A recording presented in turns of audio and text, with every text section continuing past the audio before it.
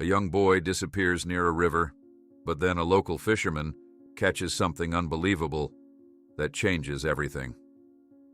Before we continue, don't forget to subscribe to the channel, like the video, and comment where in the world you're watching from. Let's go.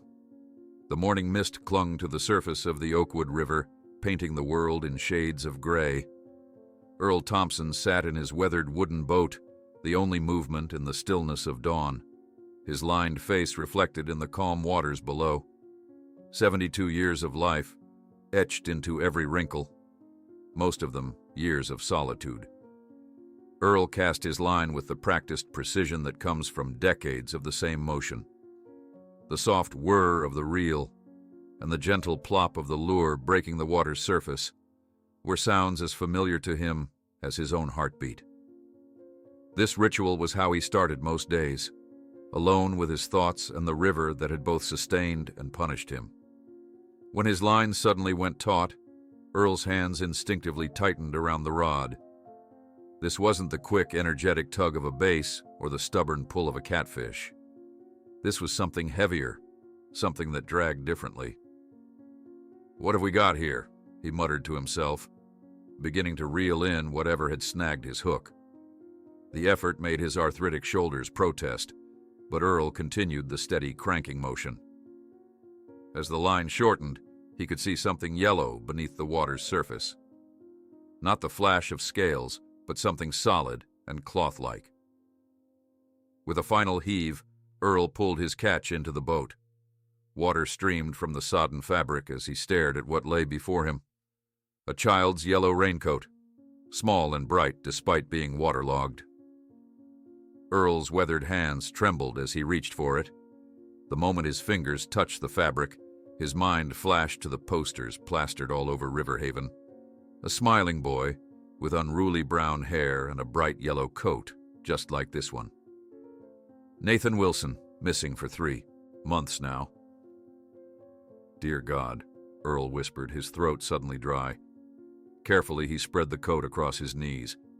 The fabric was surprisingly intact, despite its time underwater. Earl's fingers moved methodically over the garment, checking pockets, looking for any clue. When his hand brushed something in the right pocket, he paused. Slowly, he reached in and pulled out a folded piece of paper, wet, but not completely destroyed. Earl opened it gingerly, afraid it might disintegrate in his hands. The handwriting was childish and wobbly, but still legible through the water damage. "If I get lost, look in the dragon cave behind the big waterfall." His breath caught sharply in his throat.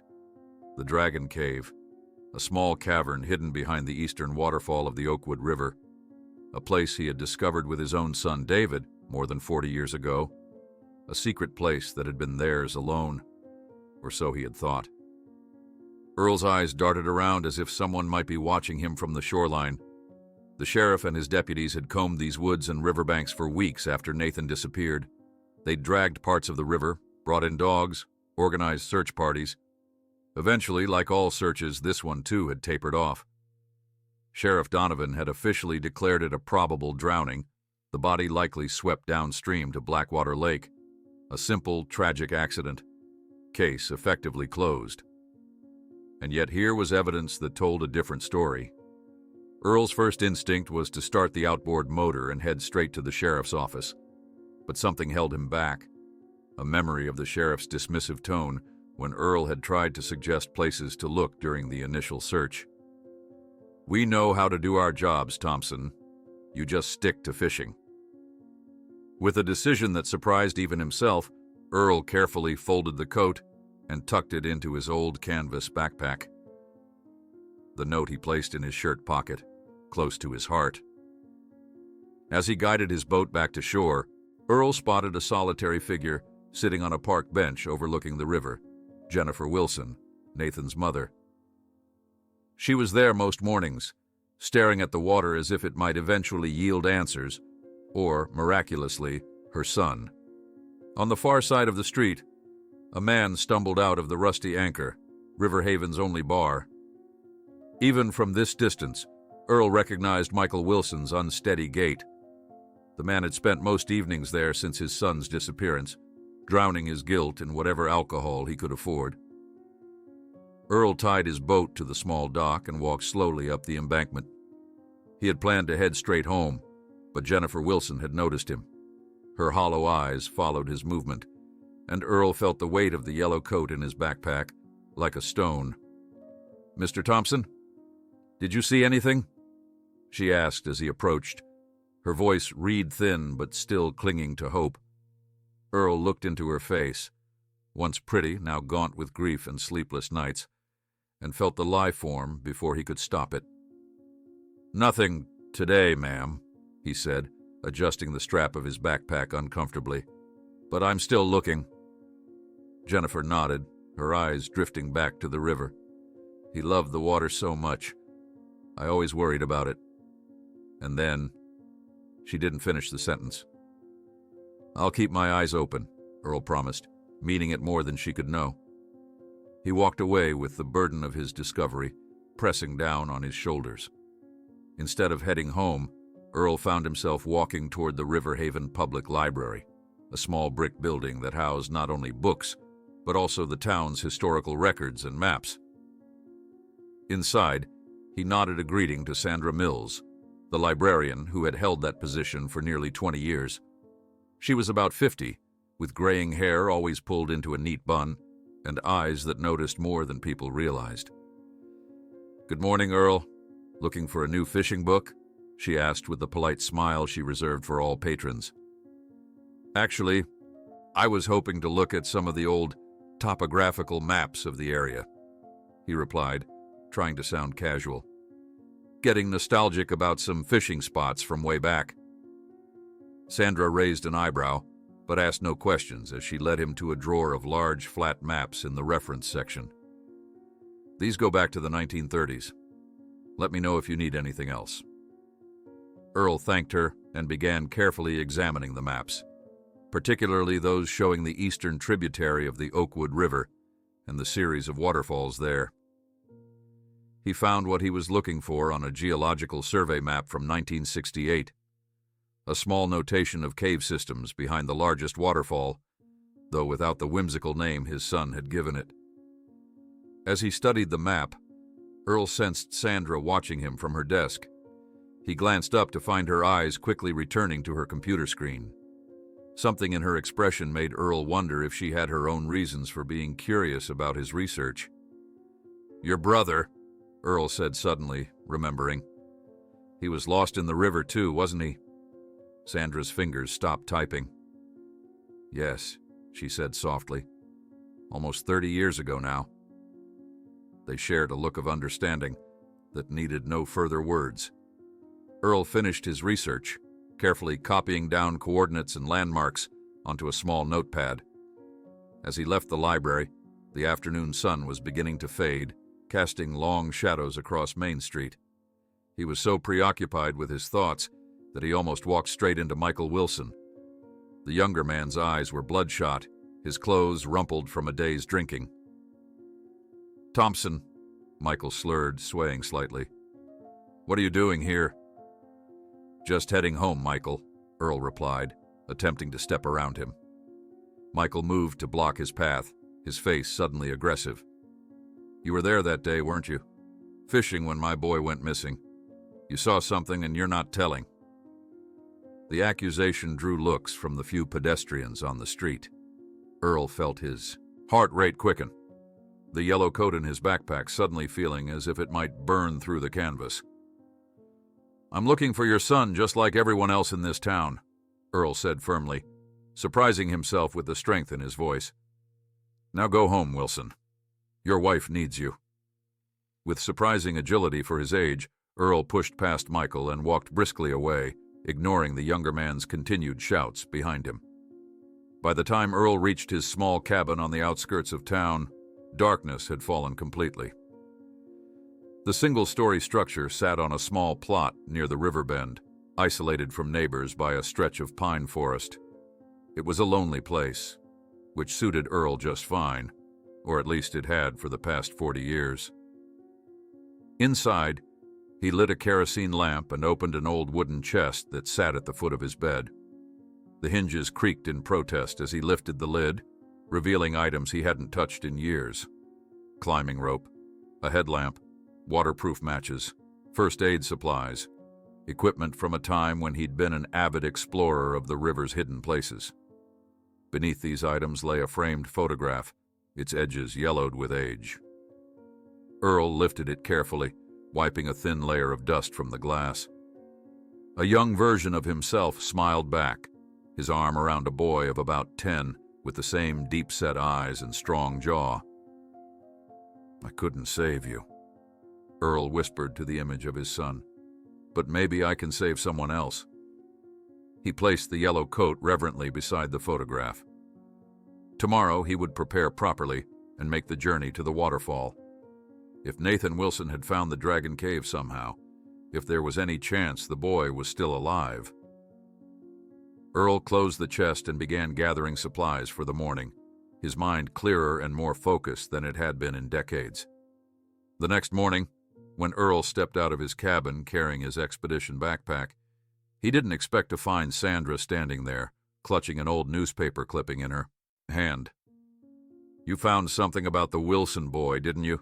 she said, her voice low and urgent. "The cave behind the waterfall, nobody else knows about it." Earl froze, realizing he wasn't alone in his quest, and that perhaps he needed an ally more than he had imagined.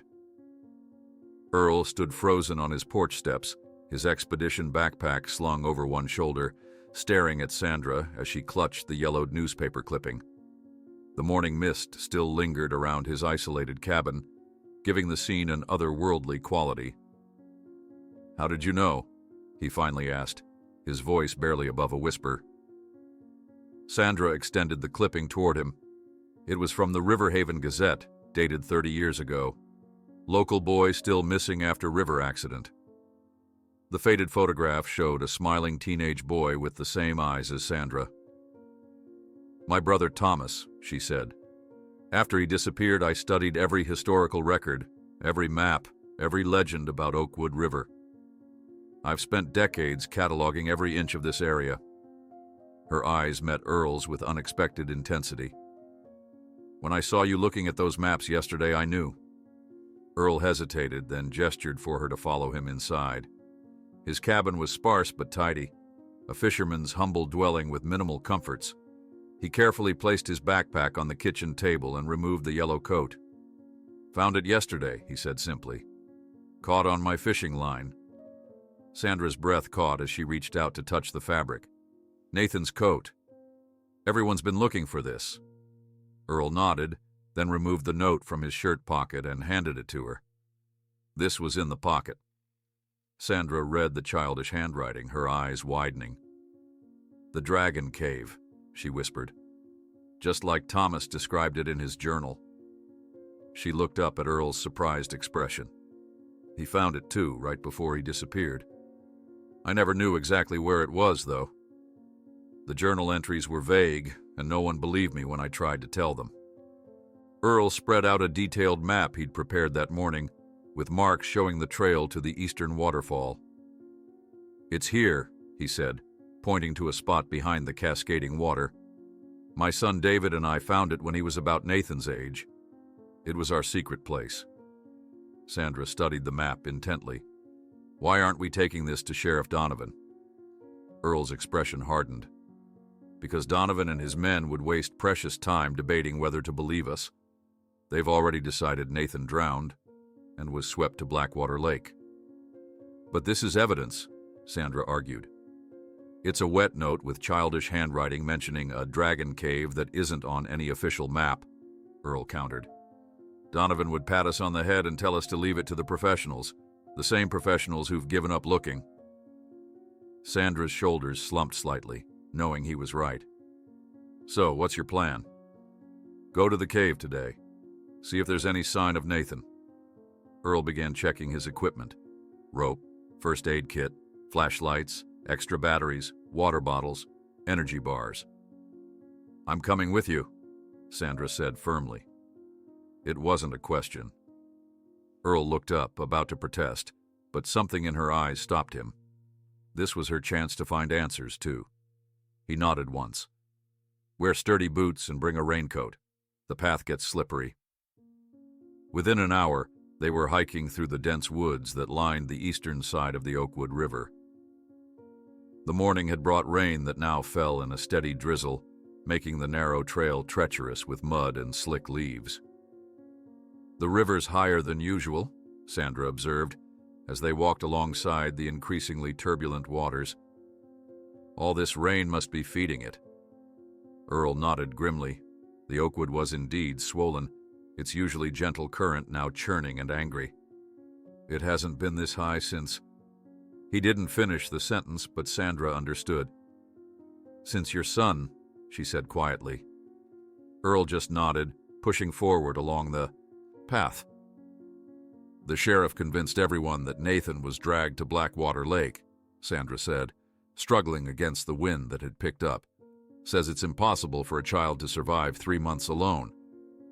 "Sheriff Donovan never believed anything he couldn't see with his own eyes," Earl replied bitterly.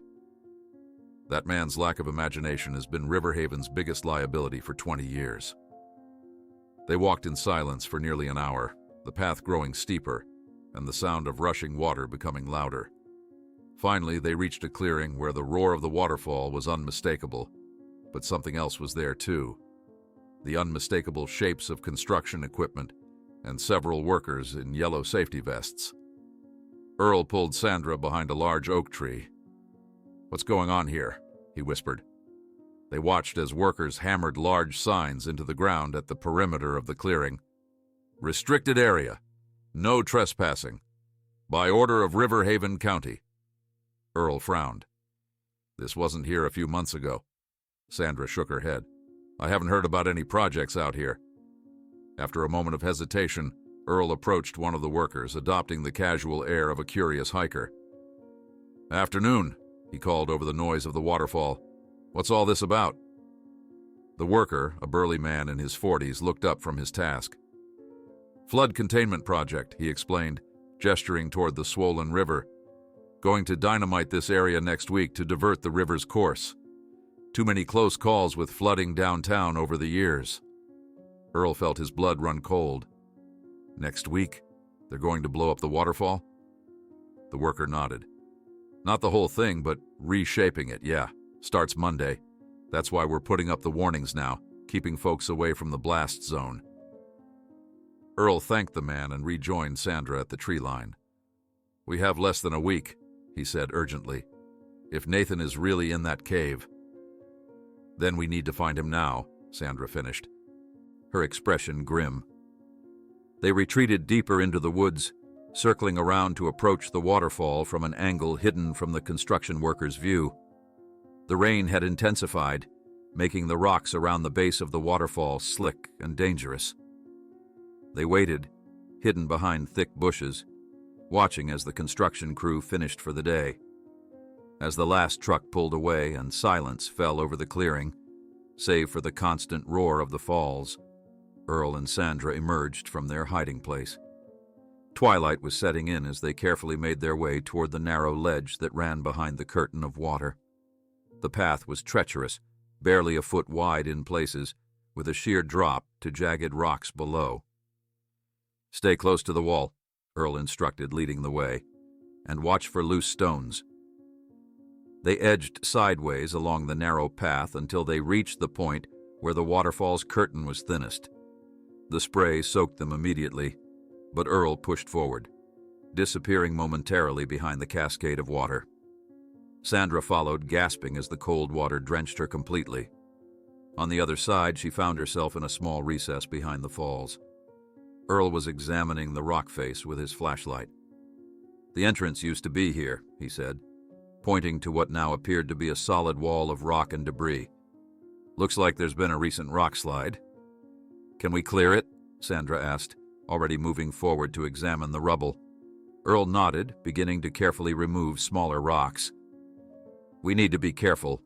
Too much disturbance could trigger another slide." They worked methodically, creating a small pile of removed stones behind them. After about 20 minutes, They had cleared enough to reveal a narrow opening, just large enough for a person to squeeze through. "This is it," Earl said, shining his flashlight into the darkness beyond. "The Dragon Cave." Just as Sandra was about to reply, a faint sound reached them over the roar of the waterfall. They froze, listening intently. The unmistakable wail of police sirens echoed through the forest. "Someone must have seen us," Sandra whispered, panic edging into her voice. Earl peered out from behind the waterfall. In the gathering darkness, flashlight beams were visible through the trees, approaching their location. A voice, amplified by a megaphone, cut through the night. "Earl Thompson, we know you're there. Come out with your hands up." It was Sheriff Donovan. Earl's mind raced. Michael Wilson must have reported his suspicious behavior, convinced that the old fisherman had something to do with his son's disappearance. "They'll never believe us without proof," Earl whispered urgently to Sandra. "If we tell them about the cave now, they'll take over, bring in heavy equipment, maybe cause another rock slide. If Nathan is in there..." Sandra nodded, understanding immediately. "What do we do?" Earl made a quick decision. "Take the East Trail," he said, pointing to a barely visible path that curved away from the approaching officers. "It's longer, but we'll circle back here. Continue looking while I distract them." "But I know these woods better than Donovan and his men," Earl assured her. "I'll keep them occupied. You find Nathan." Before she could protest further, Earl pushed her toward the eastern path. "Go. Now." Sandra disappeared into the underbrush, just as the first flashlight beam swept across the base of the waterfall. With a deep breath, Earl stepped out from behind the curtain of water, hands raised above his head. Several officers immediately trained their weapons on him. Sheriff Donovan approached, his weathered face set in a hard frown beneath his wide-brimmed hat. "Where's the coat, Thompson?" he demanded. "Michael Wilson says he saw you hiding evidence." "I don't know what you're talking about," Earl replied steadily, water dripping from his soaked clothing. Two deputies moved forward to handcuff him, leading him roughly back toward the trail. As they marched him away, Earl glanced back at the waterfall one last time, hoping Sandra would find what they were looking for. Time was running out for everyone. At the River Haven Police Department, Earl sat in a cold metal chair, still in his wet clothes, as Sheriff Donovan paced the small interrogation room. Through the room's single window, Earl could see Jennifer Wilson waiting in the hallway, her thin frame seeming to fold in on itself as she sat. "Where is the coat, Thompson?" the sheriff asked again, leaning on the table between them.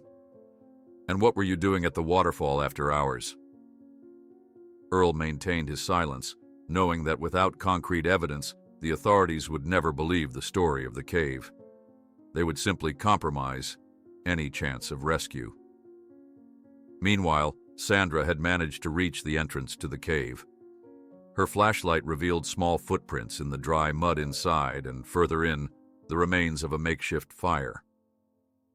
Her heart raced when she saw childish drawings on the walls, the river, a house, and figures that appeared to be the boy's parents. However, as she advanced further into the cave, Sandra slipped on a loose stone, severely twisting her ankle. Trapped and injured inside the cave, she realized with horror that her flashlight was beginning to fail. In the jail cell at the station, Earl overheard fragments of a conversation in the hallway. Rescue teams were being mobilized to search for Sandra, who had been missing since the previous night. Time was running out for everyone. Rain pounded against the windows of the River Haven Police Department, casting wavering shadows across the interrogation room where Earl sat, his clothes still damp from the waterfall.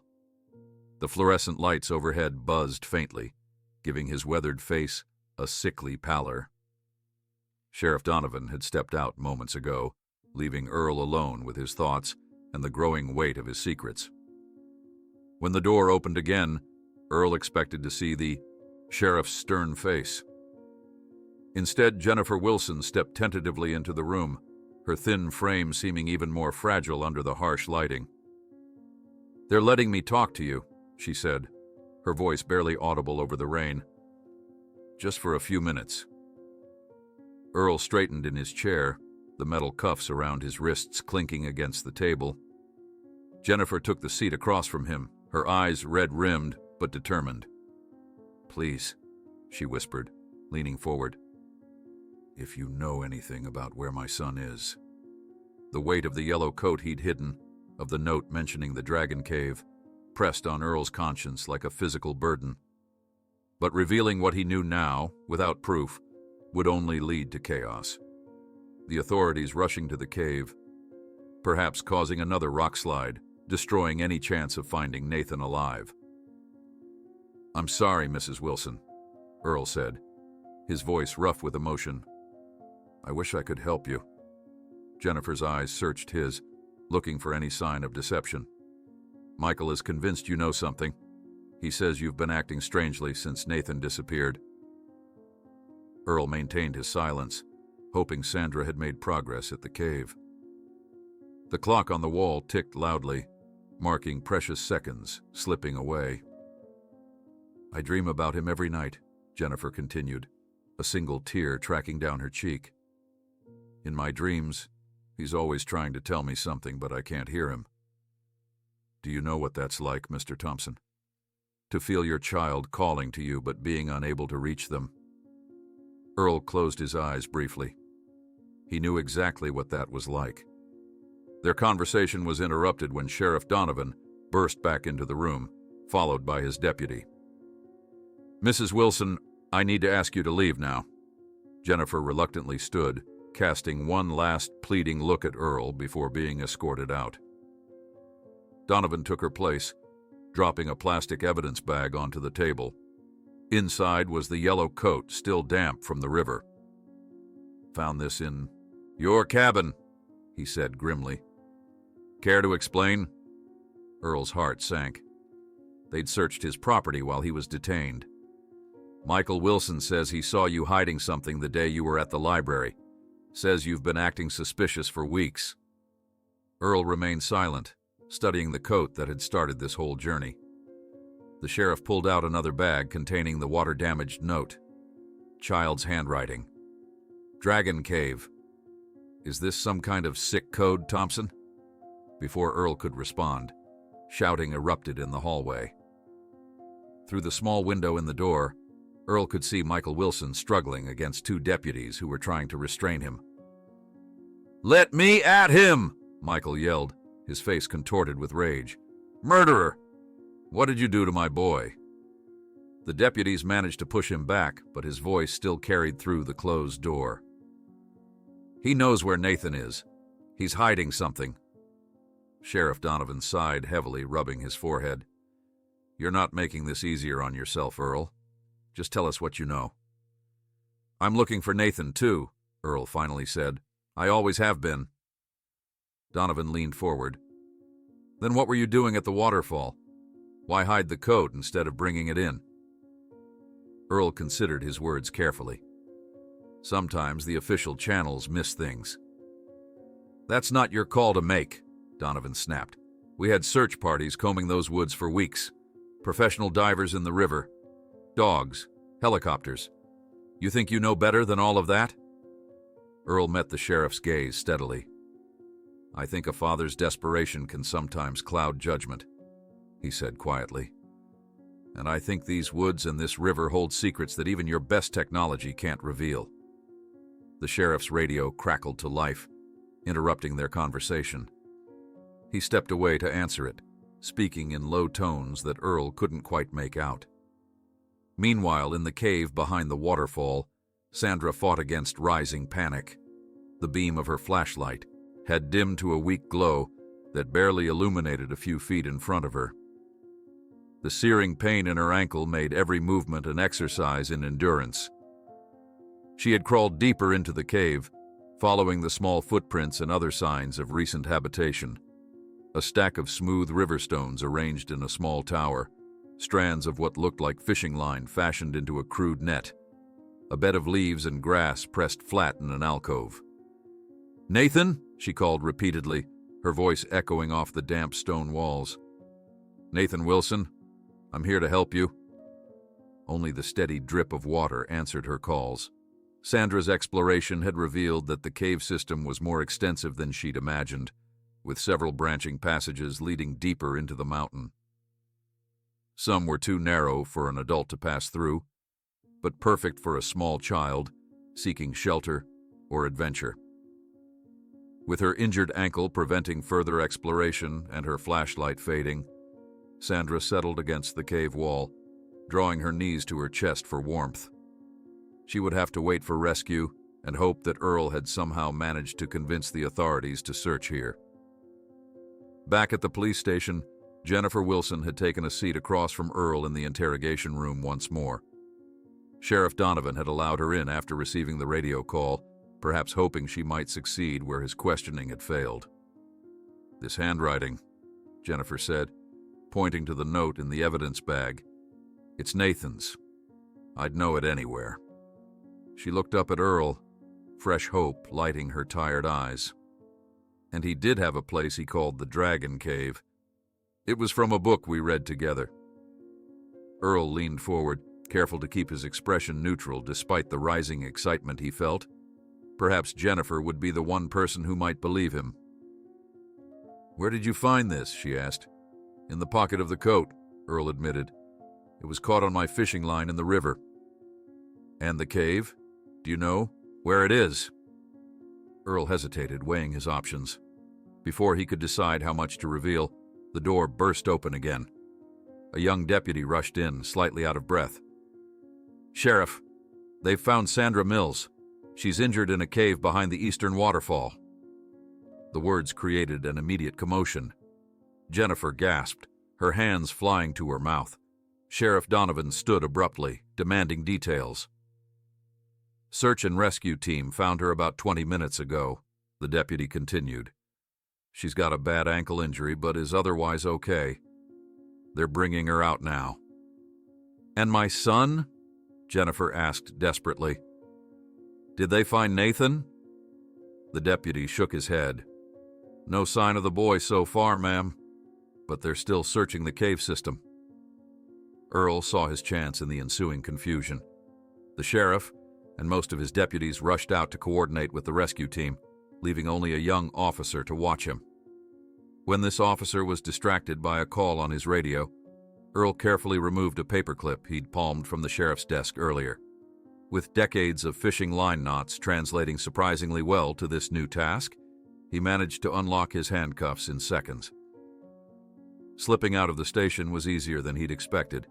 The skeleton crew remaining was fully focused on the reports coming in from the waterfall rescue operation. Earl moved quickly through the rain-slicked streets, heading not toward the main trail to the waterfall, but to a lesser-known path that would get him there faster. On his way, he passed close enough to a police vehicle to overhear a radio transmission. "Mills condition stable, being transported to Riverhaven General. Thorough search of accessible cave areas completed. No sign of the Wilson boy." Earl's heart sank. If the search teams couldn't find Nathan, had he been wrong all along? But then why the footprints Sandra had mentioned seeing? Why the signs of habitation? The answer came to him suddenly. The cave system had many branches, some too narrow for adults to navigate. If Nathan had found one of these smaller passages and ventured deeper into the mountain, Earl quickened his pace, the rain soaking him to the skin once more. He knew aspects of that cave system that no search team would discover in a single sweep. Hidden chambers, secondary entrances, underwater passages that his son David had mapped decades ago in the journal Earl still kept. By taking the alternative route, Earl managed to approach the waterfall from the opposite direction of the rescue operation. He could see the flashing lights of emergency vehicles in the distance, but his path took him to a small, overgrown trail that led to a secondary entrance, little more than a crevice in the mountainside that most would mistake for a shadow. Squeezing through the narrow opening, Earl found himself in a dark, damp tunnel that sloped downward. Without a flashlight, he had to rely on memory and the faint sounds of water dripping to guide him. The smell of wet stone and minerals filled his nostrils, as he carefully made his way deeper into the mountain. The distant sound of water dripping guided his uncertain steps. Years of fishing in the pre-dawn darkness had given Earl an uncanny ability to navigate by sound and touch, and he moved with surprising confidence through the pitch-black passages. After what felt like an eternity of careful progress, Earl began to hear something beyond the steady drip of water, a sound so faint he almost dismissed it as imagination. He stopped, holding his breath to listen more carefully. There it was again, a soft hiccuping sound, a child's sob. Following the sound, Earl entered a larger chamber where natural light filtered through a small opening in the ceiling, providing just enough illumination to see.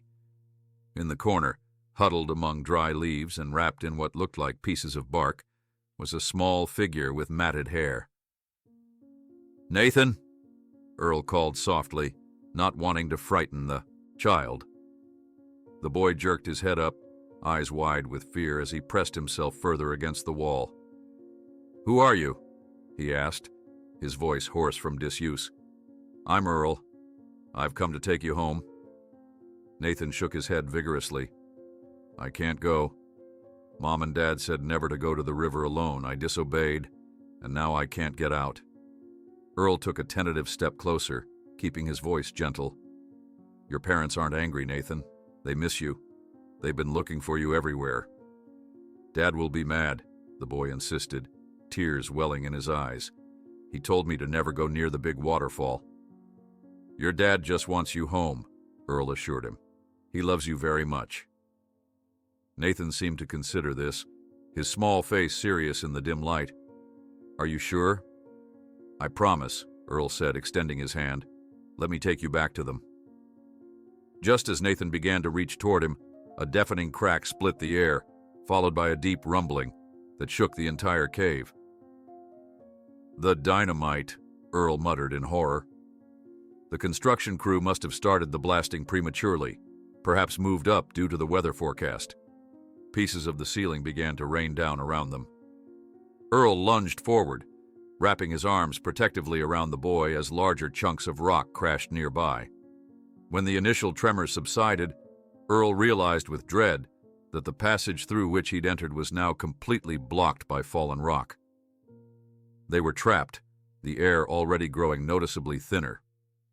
Earl used his last match to light a small piece of bark, illuminating the crude map he'd drawn from memory. There was another way out, but it required swimming through a submerged tunnel. "I can't swim," Nathan confessed, trembling against Earl's side. Earl looked at the boy and saw the reflection of his own son in those frightened eyes. "Then I'll swim for both of us." Earl kept his voice steady for Nathan's sake, hiding his growing concern about their predicament. The small cavern shook with aftershocks from the explosion, dislodging more dust and pebbles from the ceiling. The boy clung to Earl's side, trembling but trying to be brave. "Are we going to die in here?" Nathan whispered, his voice small in the darkness.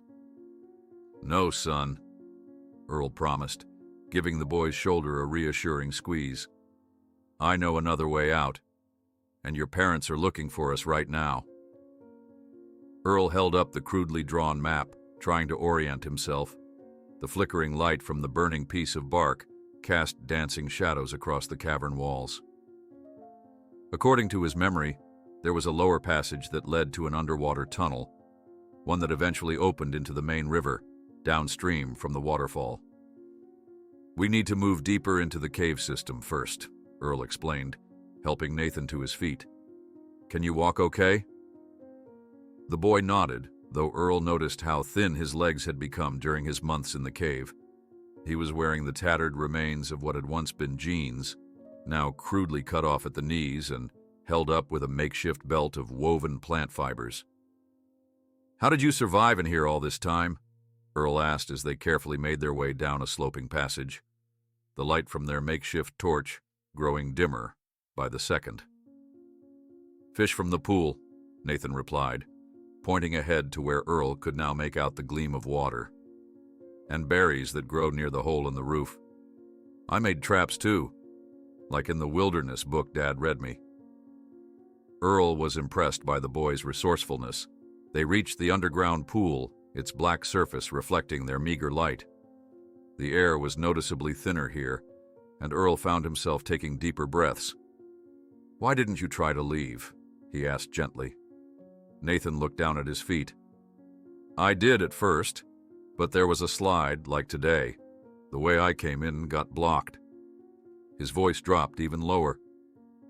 "And I was scared of getting in more trouble. Dad and I had a fight that morning. He said I never listen." Earl nodded in understanding. The fears of a child could be as impenetrable as the stone walls surrounding them. At the sheriff's office, the discovery of Earl's escape had thrown the department into chaos. Sheriff Donovan slammed his fist on his desk, glaring at the young deputy who'd been left to watch the prisoner. "How does a 72-year-old man slip out from under your nose?" he demanded. "I was only away from the door for a minute, sir," the deputy stammered. "The radio call about the rescue team came in and—" "Save it!" Donovan snapped, reaching for his radio. "All units be advised, Earl Thompson has escaped custody. He's considered a person of interest in the Wilson case. Last seen at the station approximately 40 minutes ago." Michael Wilson paced the small waiting area, his earlier drunken rage now replaced by a desperate, nervous energy. "He's going after my son," he insisted. "The coat proves it. Thompson knows where Nathan is." Jennifer sat quietly in a corner chair, studying the water-damaged note with her son's handwriting. Something about the Dragon Cave reference nagged at her memory. Then it clicked. "The book," she said suddenly, looking up. "The Adventures of Timmy Wildfire." It was Nathan's favorite bedtime story, about a boy who finds a secret cave behind a waterfall where a friendly dragon lives. She turned to the sheriff. Earl wasn't making up a code. Nathan really was talking about a cave. Sheriff Donovan's expression changed as the pieces began falling into place. "The eastern waterfall, where we just found Sandra Mills." "And where Earl was headed when you arrested him," Jennifer added, standing up. "He wasn't hiding evidence. He was following a lead." The sheriff grabbed his hat. "Michael, you stay here with Jennifer. I'm heading back to the waterfall." "Like hell I will," Michael protested. "That's my son out there." Outside, emergency vehicles were still gathered at the base of the waterfall. The local news van had arrived as well, a reporter in a raincoat delivering an update with the cascade visible in the background. "Where librarian Sandra Mills was rescued earlier this evening. Search teams continue to look for any sign of Nathan Wilson, the 7-year-old boy who disappeared 3 months ago." At Riverhaven General Hospital, Sandra Mills lay in a hospital bed, her ankle elevated and wrapped in a fresh bandage. She was attempting to convince a skeptical doctor and 2 deputies that they needed to return to the cave immediately. "You don't understand," she insisted. "There are passages too small for your rescue team to access. I saw evidence that someone had been living in there recently." "Ms. Mills, we had 3 experienced cave rescue specialists thoroughly search that system," one of the deputies replied. "There was no sign of the Wilson boy." "Did they check behind the stone shelf in the north chamber?" Sandra demanded. "Did they look at the drawings on the wall? Those weren't decades old. They were fresh." Back in the cave, Earl and Nathan had reached a critical decision point. The burning bark had finally died out, plunging them into total darkness save for the faint glow from the ceiling opening, now too distant to provide meaningful light. "The water is our only way out now," Earl said, kneeling to be at eye level with Nathan. "I need you to be very brave.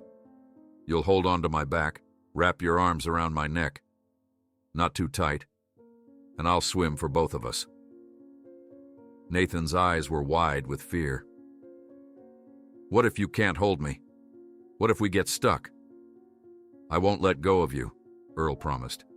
"I've been swimming in this river longer than your father has been alive. Do you trust me?" After a moment's hesitation, Nathan nodded. Earl removed his outer shirt, tearing it into strips which he used to bind Nathan's wrists loosely together. "This is just to make sure you don't let go. if you get scared," he explained. "I'll be your life vest." They stood at the edge of the dark pool, Earl, showing Nathan how to position himself on his back. The cold water lapped at their feet, a subtle current indicating the underwater passage that led to freedom, or doom if they couldn't navigate it successfully. "Take a deep breath when I tell you," Earl instructed.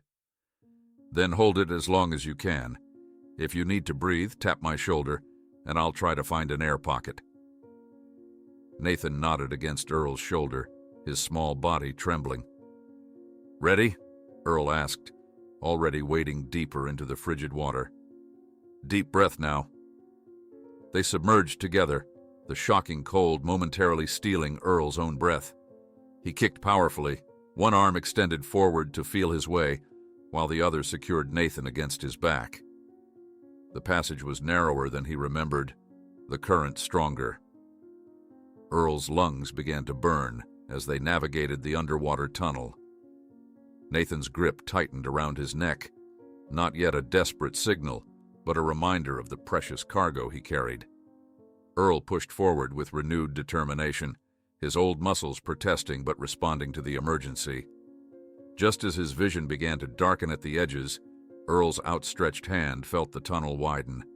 With a final surge of strength, he kicked upward, breaking the surface in the main river channel. Nathan gasped loudly, coughing and sputtering, but wonderfully, gloriously breathing.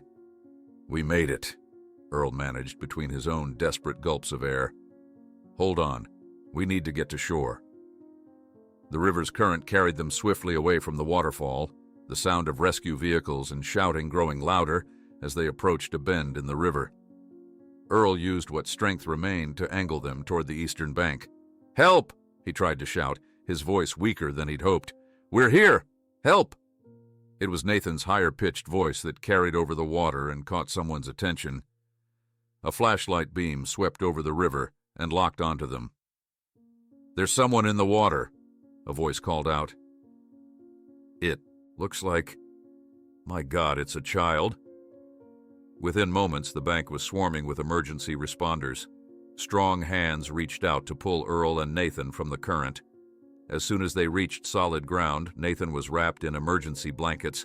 Oxygen masks were placed over both their faces, and a flurry of activity surrounded them. "It's the Wilson boy. He's alive," someone shouted. The news spread like wildfire through the rescue workers. Earl, exhausted beyond measure, caught glimpses of running figures, heard the crackle of radios announcing the miraculous discovery. Through the chaotic scene, Earl saw Jennifer and Michael Wilson racing toward them, their faces transformed by disbelief and desperate hope. When Nathan was placed in his mother's arms, Jennifer sobbed uncontrollably, rocking her son back and forth as if he might disappear again. Michael fell to his knees beside them, wrapping his arms around his family, his shoulders shaking with silent sobs.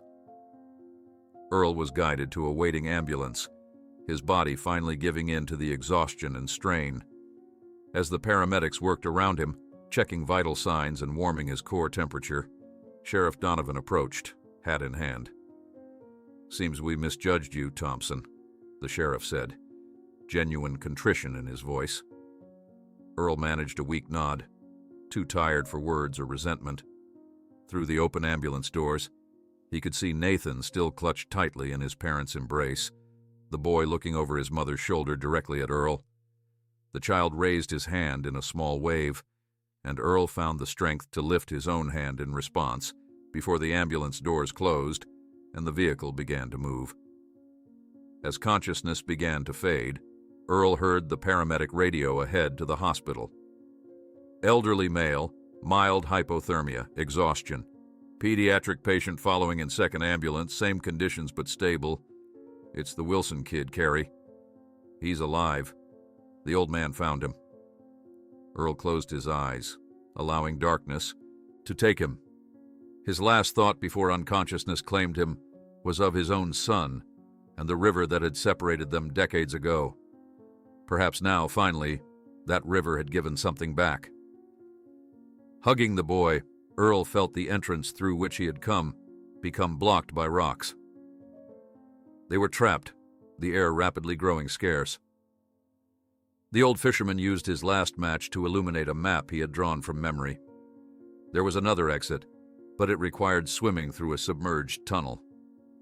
"I can't swim," Nathan confessed, trembling. Earl looked at the boy and saw the reflection of his own son. "Then I'll swim for both of us." The dust from the rockfall settled around Earl and Nathan, coating their clothes with a fine powder that caught in their throats. Earl pressed his back against the rough wall, steadying his breathing as the last echoes of the explosion faded into an ominous silence. The boy huddled close to him, trembling but trying to appear brave. "The whole cave's going to fall down," Nathan whispered, his voice barely audible. Earl shook his head, holding the burning piece of bark higher to examine their surroundings. "No, son. These caves have been here for hundreds of years. That rumble was from the construction work outside. They started the dynamiting earlier than they were supposed to." The flickering light illuminated the small chamber they were trapped in.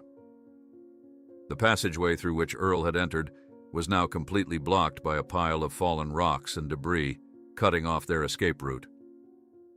"Let me see that map again," Earl murmured, carefully holding the bark to cast light on the crude drawing he had made from memory. His gnarled finger traced a path toward the lower levels of the cave system.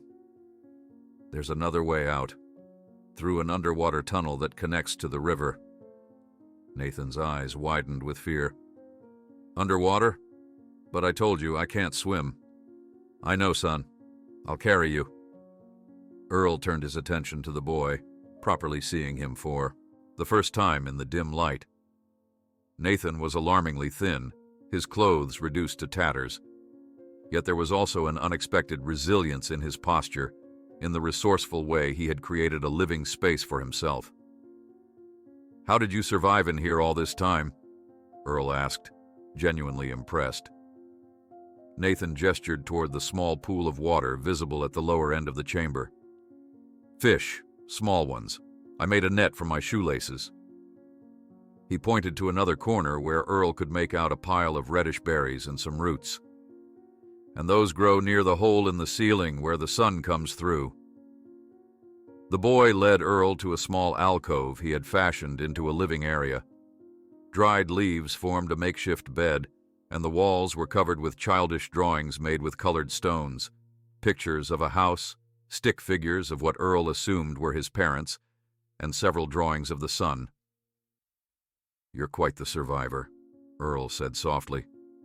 Nathan looked down at his dirty feet. "I was scared. I tried to find the way out, but there was a slide, like today." "Why didn't you call out when you heard people outside?" Earl asked gently. The boy's bottom lip trembled slightly. "I was afraid of getting in trouble.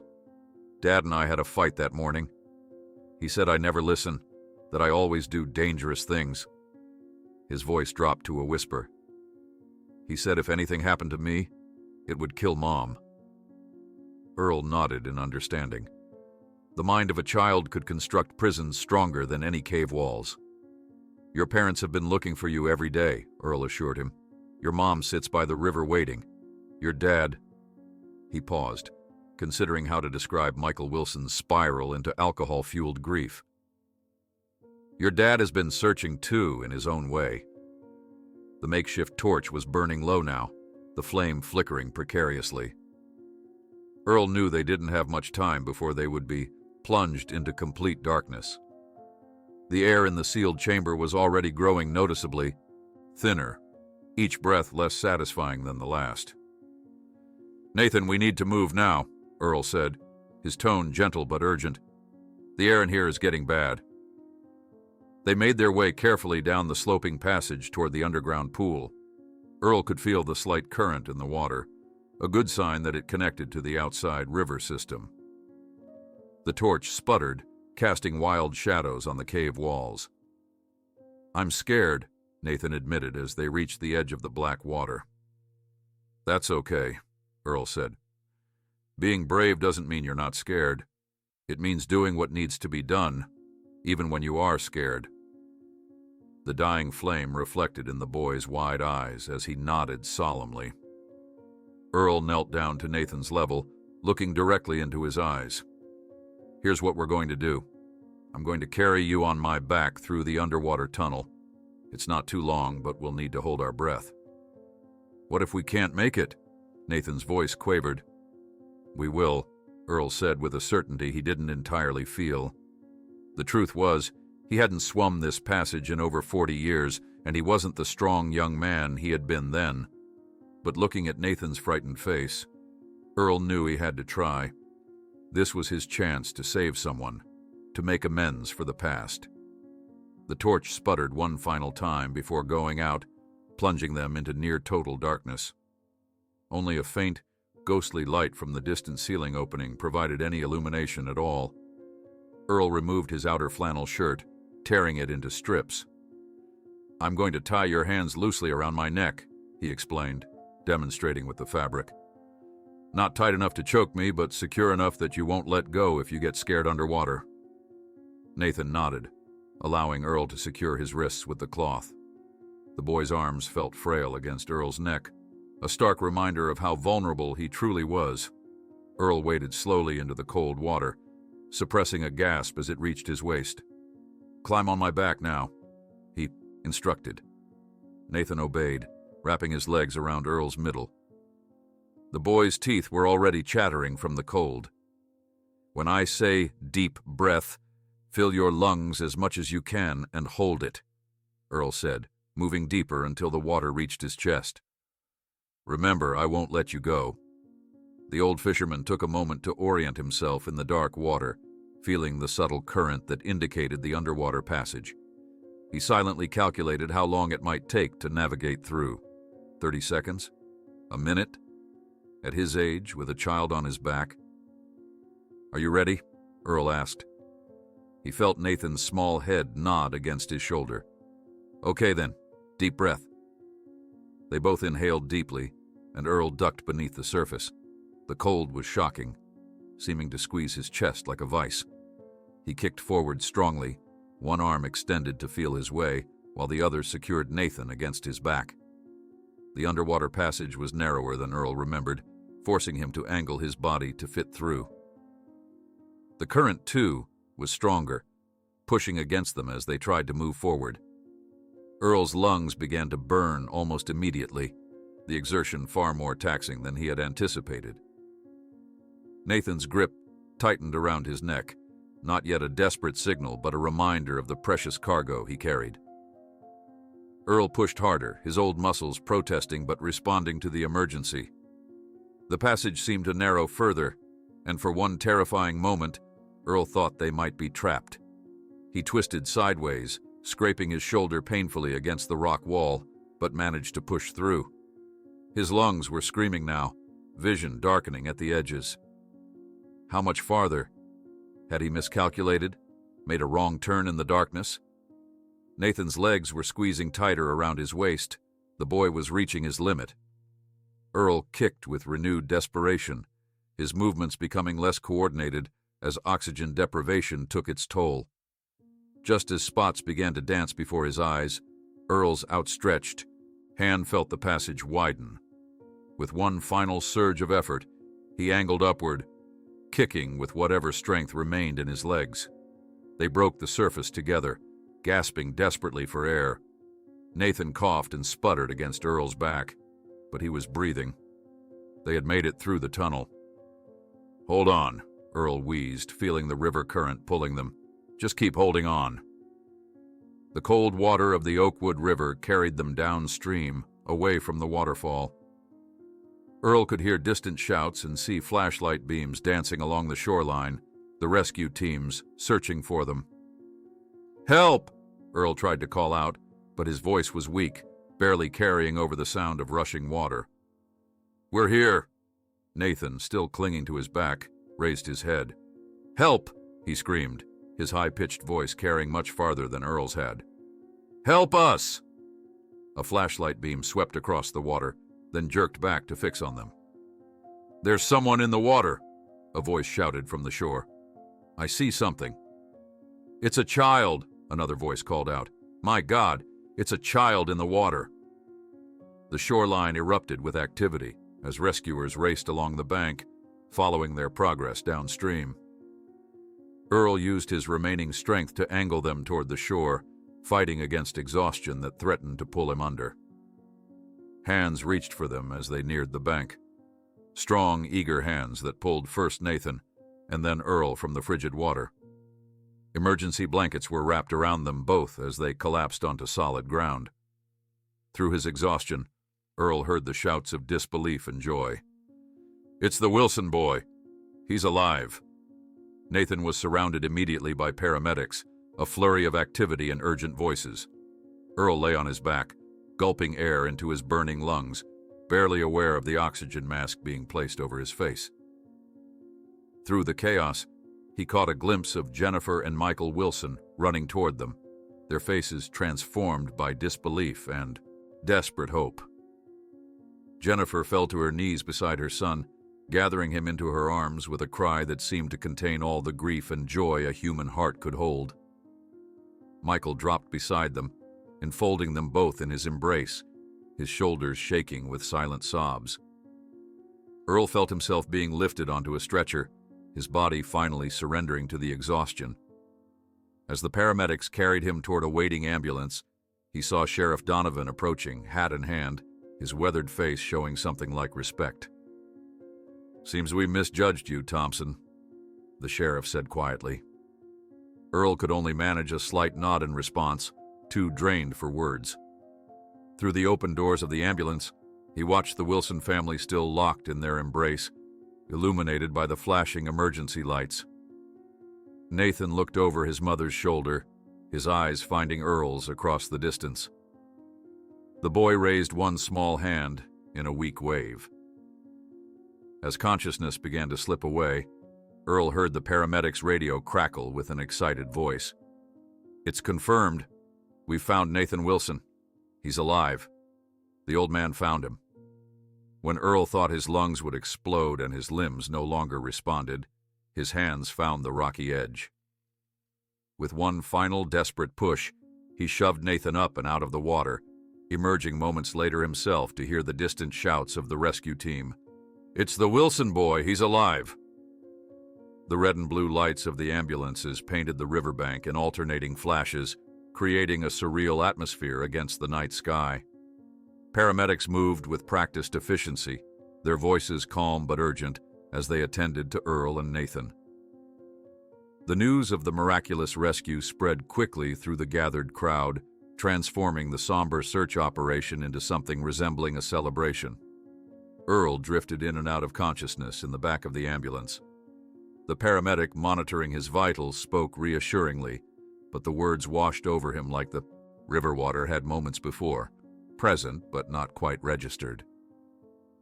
Through the open doors, before they closed for departure, he caught one last glimpse of Nathan being placed on a stretcher, Jennifer and Michael refusing to release their son's hands, even as the medical team worked around them. "Remarkable," the paramedic said, adjusting Earl's oxygen mask. "That boy was in there for 3 months. How did you know where to find him?" Earl couldn't summon the strength to answer. His body felt leaden. The adrenaline that had carried him through the underwater tunnel, now completely drained.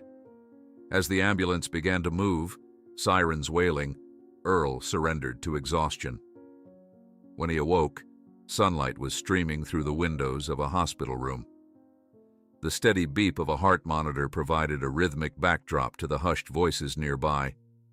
Earl blinked, his vision gradually focusing on Sandra Mills, sitting in a chair beside his bed, her ankle wrapped in a professional cast and propped on a small stool. "Welcome back," she said softly, noticing his open eyes. "You've been out for almost 18 hours. Earl tried to speak, but his throat felt raw and parched. Sandra reached for a cup of water with a straw, holding it to his lips. The cool liquid provided immediate relief. "Nathan?" he managed to ask. Sandra smiled. "He's doing remarkably well. Dehydrated, malnourished, but no permanent damage. The doctors are calling it a miracle." She leaned forward, lowering her voice. The whole town's talking about you, Earl. The old fisherman who found the lost boy when everyone else had given up." Earl shook his head slightly, just following a lead everyone else missed. "Don't diminish what you did," Sandra said firmly. "You saved that child's life." The door opened, and Sheriff Donovan entered, looking uncomfortable in the hospital setting, his hat clutched awkwardly in his hands. "Thompson," he nodded. "Good to see you awake." Earl regarded the sheriff with a level gaze. "I owe you an apology," Donovan continued, the words seemingly difficult for him. "I was too quick to suspect you, too slow to listen." He shifted his weight from one foot to the other. "The construction crew has been reprimanded for starting the dynamiting early without proper notification." "Any word on how Nathan got into the cave in the first place?" Earl asked, his voice still rough. Donovan nodded. "Boy says he was exploring near the waterfall the day he disappeared. Found the entrance by accident. Went in too far, then a small rock slide. Blocked his original way out." The sheriff shook his head. "Said he was too scared to call for help when he occasionally heard voices outside. Afraid he'd get in trouble for disobeying his parents about going near the water." Earl could understand the child's fear. How many times had his own son hidden small transgressions, afraid of disappointing his father? The day progressed with a steady stream of medical checks and brief visitors. The local newspaper editor stopped by, seeking an interview that Earl politely declined. The mayor called to express the town's gratitude.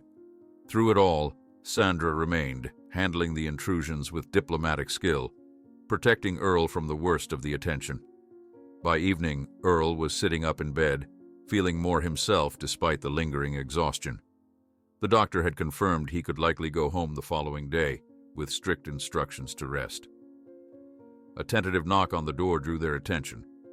Jennifer and Michael Wilson stood in the doorway, looking simultaneously drained and rejuvenated.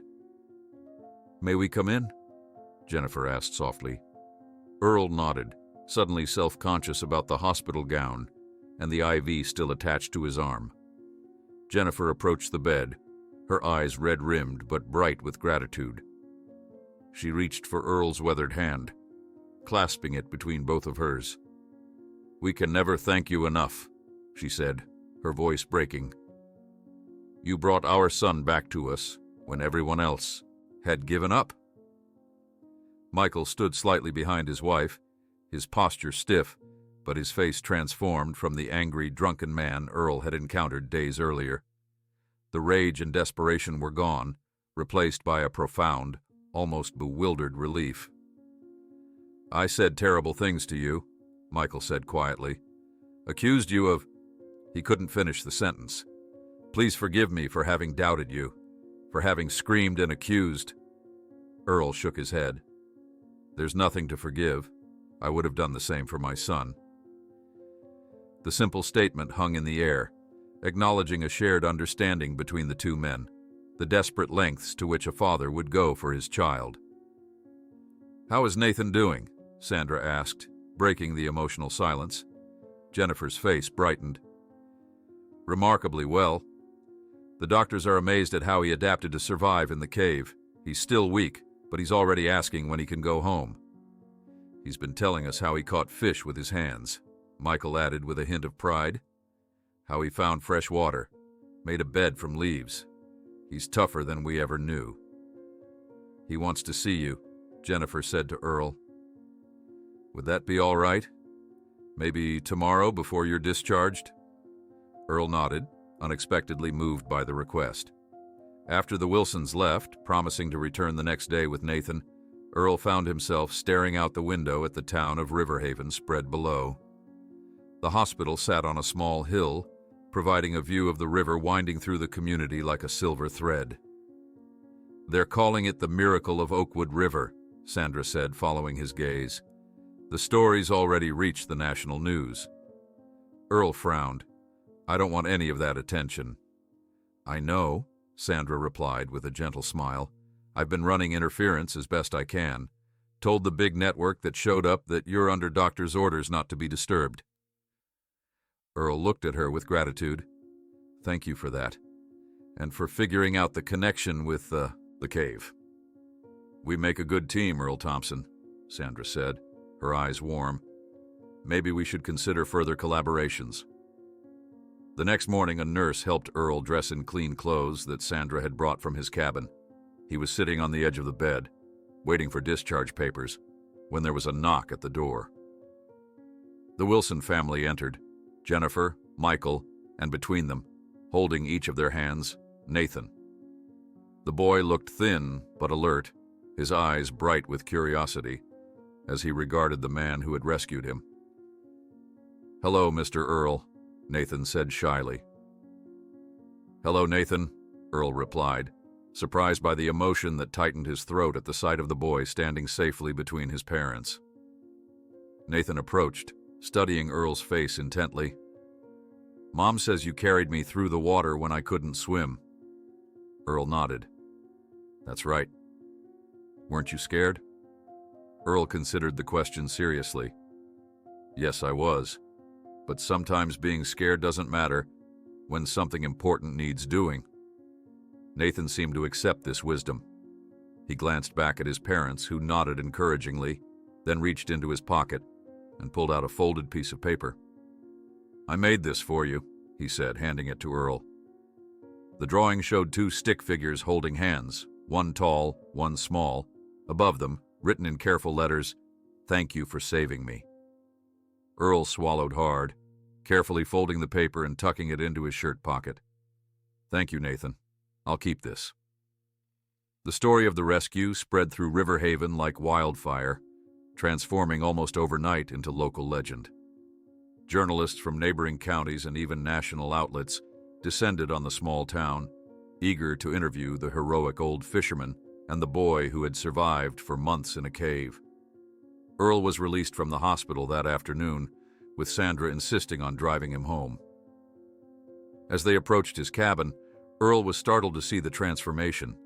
The overgrown yard had been cleared, the sagging steps repaired, and fresh paint applied to the weathered exterior.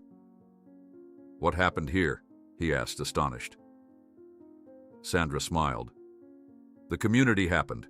While you were in the hospital, half the town showed up to fix up your place. Said it was the least they could do. A simple sign hung on the front door. Thank you, Earl. From all of River Haven. Inside, the cabin was clean and organized, stocked with fresh groceries. A new rocking chair sat beside the old one on the porch, and a stack of handwritten cards and letters covered the kitchen table. I don't know what to say, Earl murmured, overwhelmed by the unexpected kindness. You don't need to say anything, Sandra replied. Just accept that you're not as alone as you've believed yourself to be. In the week that followed, Earl's quiet life was transformed. The community that had long respected his desire for solitude now embraced him as a hero. The Wilson family visited regularly, Nathan eager to learn about fishing and the river from the man who had saved him. The local newspaper published a front-page story about the rescue, including details of Nathan's remarkable survival skills.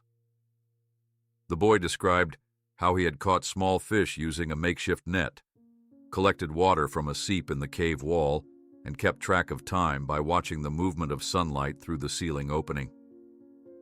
On a sunny Sunday afternoon, Earl heard a familiar knock at his door. Opening it, he found Nathan standing on the porch, clutching a covered plate. Mom made apple pie, the boy announced with a smile. Can I show you how I fish now? Dad said you can teach me tricks.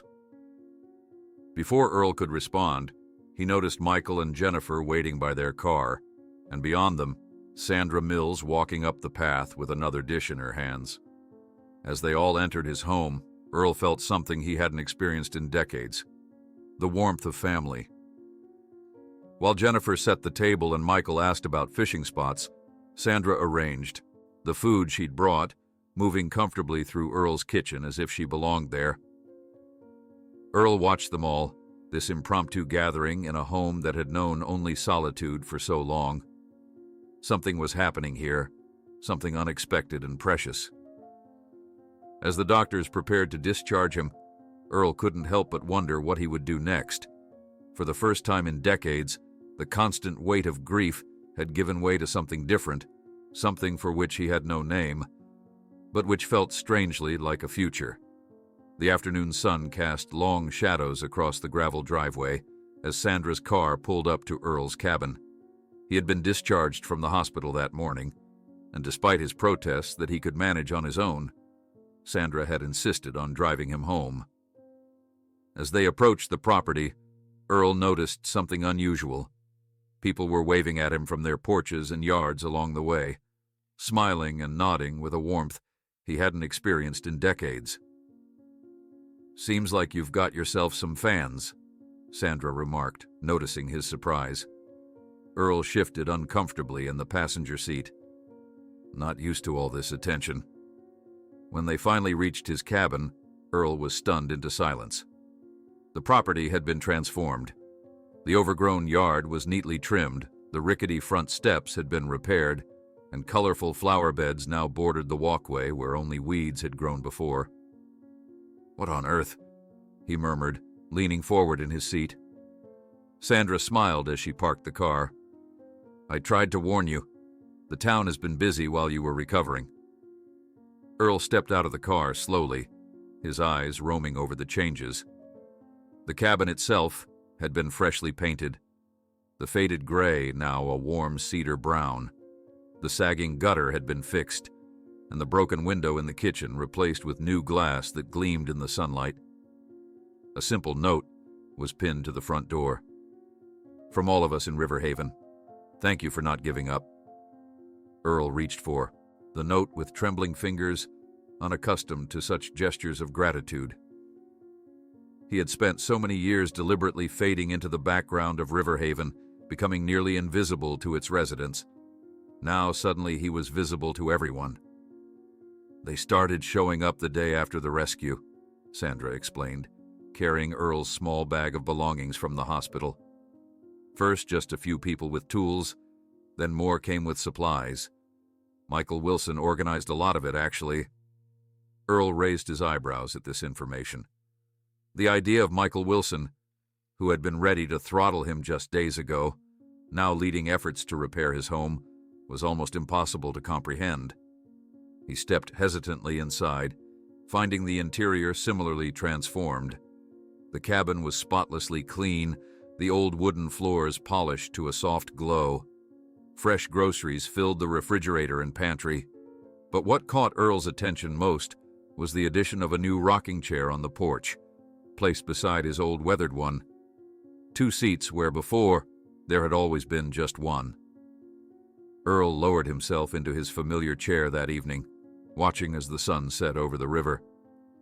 The events of the past week felt dreamlike in their intensity. Finding the yellow coat, discovering Nathan alive, the harrowing escape through the underwater tunnel. After decades of sameness, of grief calcified into routine, his life had suddenly lurched into motion again. Sandra had left reluctantly, promising to return the next day with more supplies. Earl had found himself strangely comforted by her concern, though he'd spent so many years convinced he needed no one. The following morning, Earl awoke to an unfamiliar sound, a car approaching his cabin. Peering through the window, he saw a familiar pickup truck pulling into his driveway. Nathan Wilson bounded out before the vehicle had fully stopped, clutching something in his hands.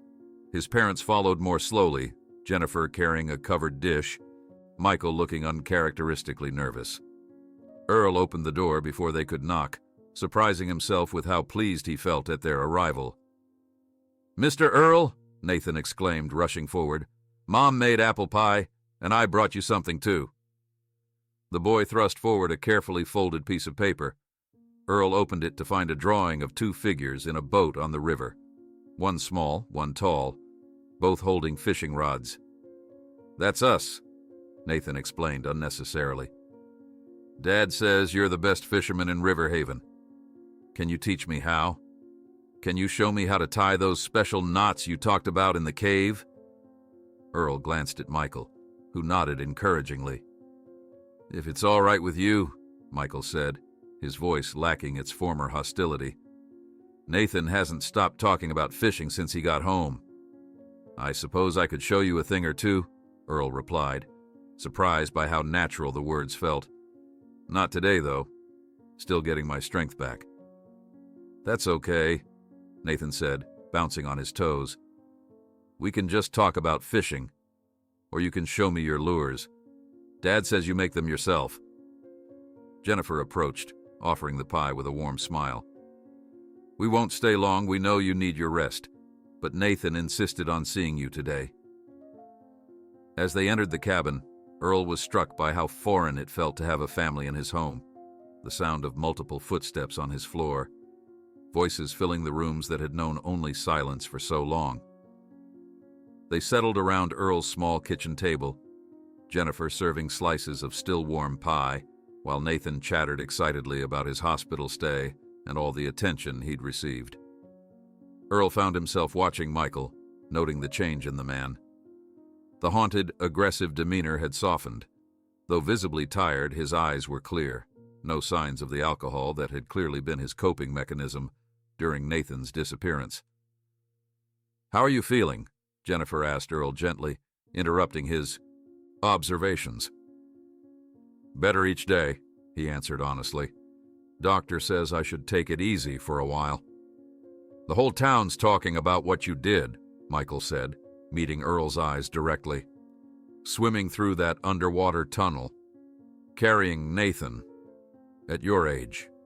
He shook his head in wonder. I'm not sure I could have done it. You'd be surprised what you can do when there's no other choice, Earl replied simply.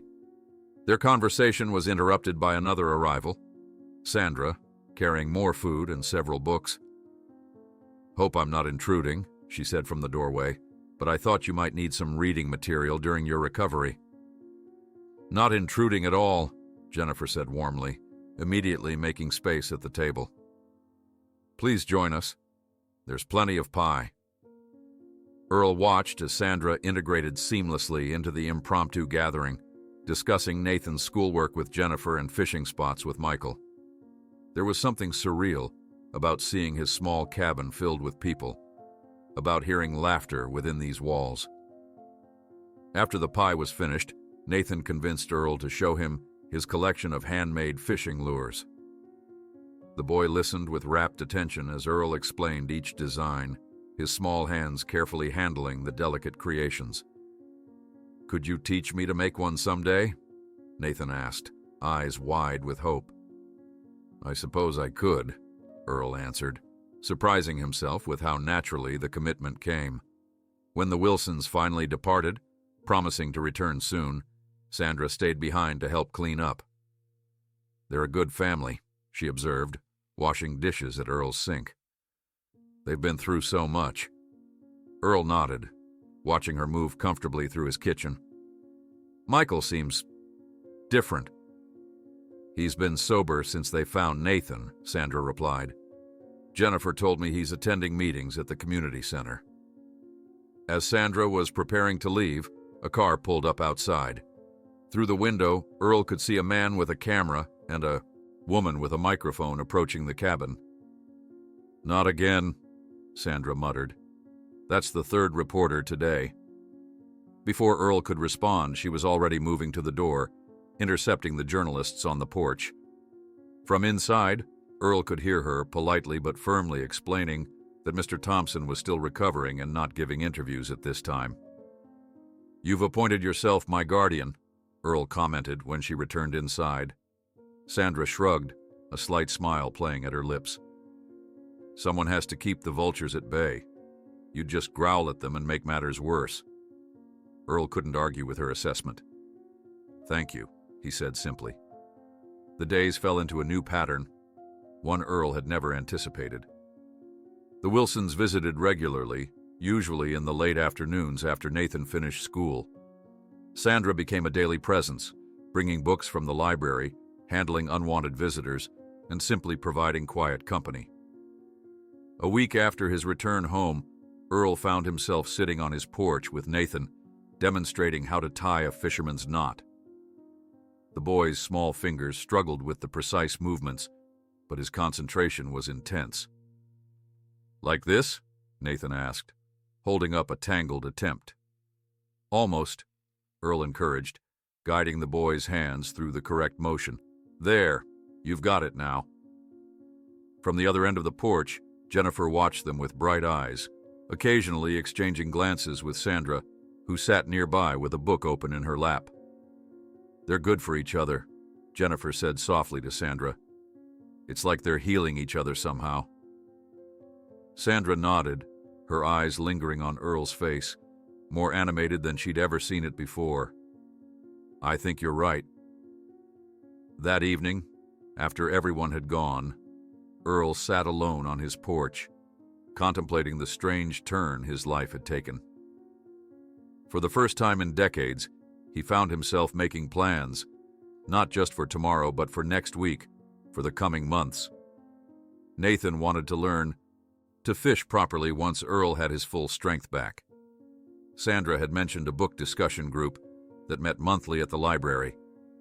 Life was suddenly full of possibilities he hadn't allowed himself to consider for years.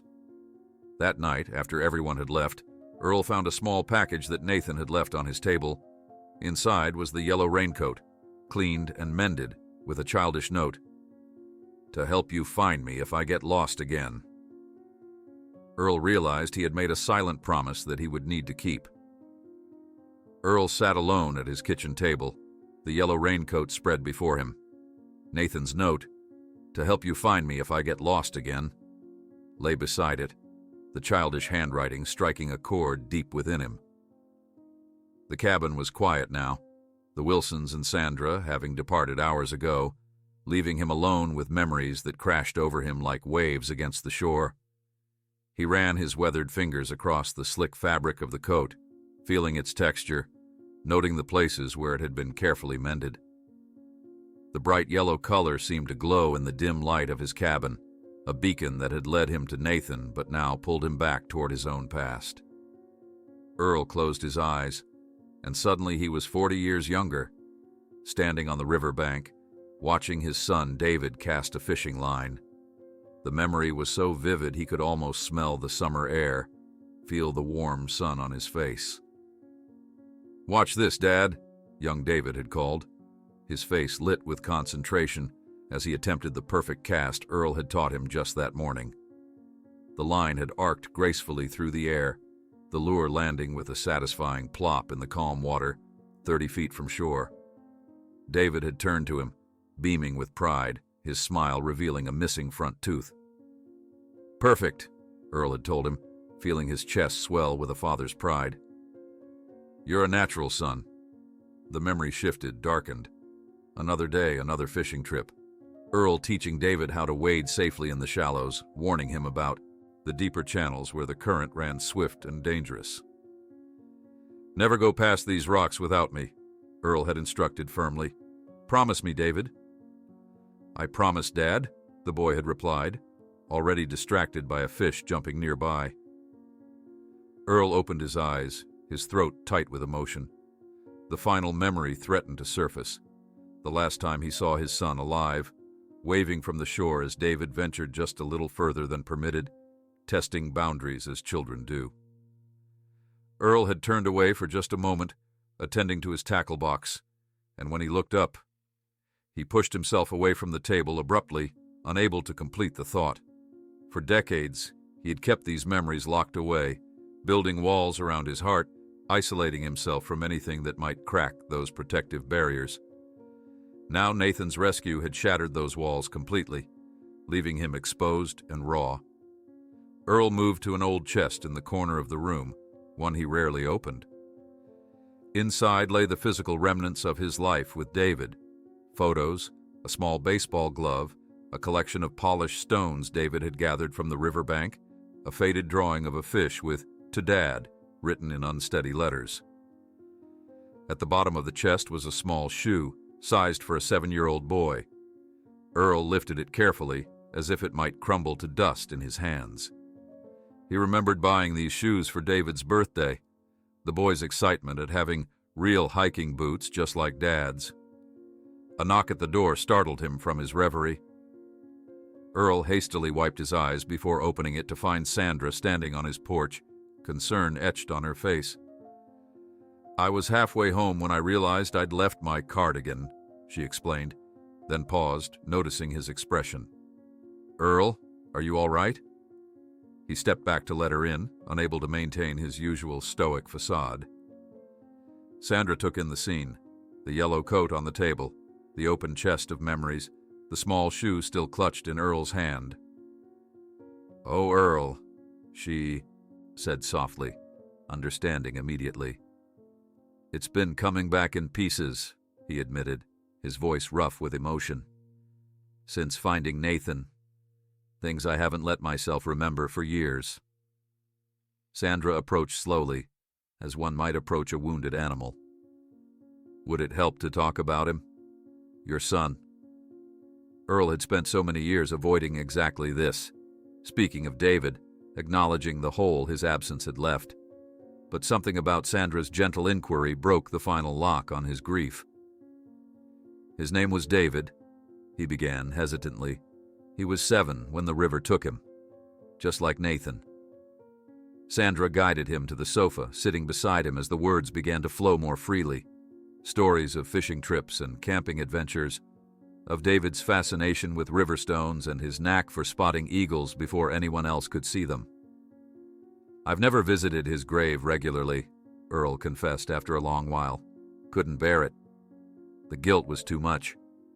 Sandra's hand found his, warm and steadying. "Perhaps it's time," she suggested quietly. "Maybe now, after all that's happened with Nathan." Earl nodded slowly, the idea taking root. "Maybe it is." The following morning dawned clear and bright, the kind of early autumn day that painted the mountains in gold and crimson. Sandra arrived as promised, her car idling in Earl's driveway as he emerged from the cabin, clutching a small bouquet of wildflowers he'd gathered from the meadow behind his home. "Ready?" she asked simply. Earl nodded, unable to fully express his gratitude for her quiet support. The River Haven Cemetery sat on a gentle slope overlooking the town. Ancient oaks, providing dappled shade over neat rows of markers. Earl knew the path to David's grave by memory, though his visits had been sparse over the decades. Sandra walked beside him, matching his deliberately slow pace, offering the silent companionship he needed. As they crested a small hill, Earl stopped short. Ahead, kneeling beside a granite headstone, David's headstone, was Michael Wilson. Earl froze, unsure how to proceed. Michael hadn't noticed them yet, his attention focused on placing a small, smooth river stone atop the marker. "We can come back later," Sandra whispered, sensing Earl's hesitation. But something compelled Earl forward. As he approached, Michael looked up, surprise and then embarrassment crossing his features. He stood quickly, brushing dirt from his knees. "Earl," he acknowledged with a nod. "I didn't expect to see you here." Earl glanced at the stone Michael had placed on David's grave, a perfect skipping stone, flat and round, the kind David had loved to collect. "Why are you here, Michael?" Earl asked, not accusingly, but with genuine curiosity. Michael looked uncomfortable but met Earl's gaze directly. "I came to thank him," he said simply. "Your boy. If you hadn't lost him back then, you might never have known to look for Nathan where you did." The profound interconnection of their experiences, of their grief and hope, struck Earl with unexpected force. He nodded, unable to speak for a moment. "I'll leave you to your visit," Michael said, preparing to depart. "No," Earl said. "Stay if you'd like." An understanding passed between the two men as they stood at the grave of one boy, both thinking of another who had been more fortunate. After a moment of shared silence, Michael spoke again.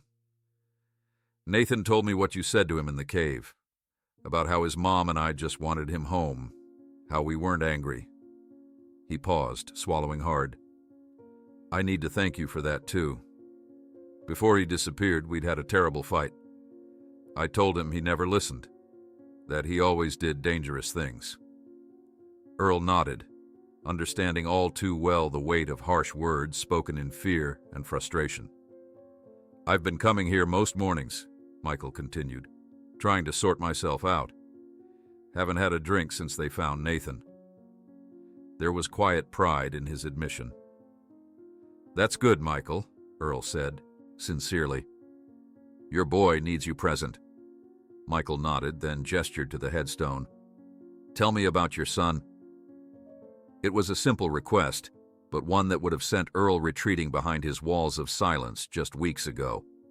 Now, standing in the autumn sunshine with Sandra beside him and Michael's expectant face before him, Earl found himself wanting to speak of David. "He was a lot like Nathan, actually," Earl began. "Curious about everything, always pushing boundaries." The three of them settled on a nearby bench, and Earl shared the story of the day he lost David, how they'd gone fishing early that morning, how he'd warned his son about wading too far into the current, how a moment's inattention had led to decades of guilt and regret. "I turned away to fix a tangled line," Earl said, his voice steady despite the pain of the memory. "When I looked back, he was gone. Just gone." He took a deep breath. The current was strong that day, like it was when Nathan disappeared. They found David's body 3 days later, washed up at Blackwater Lake. Michael's face reflected Earl's pain.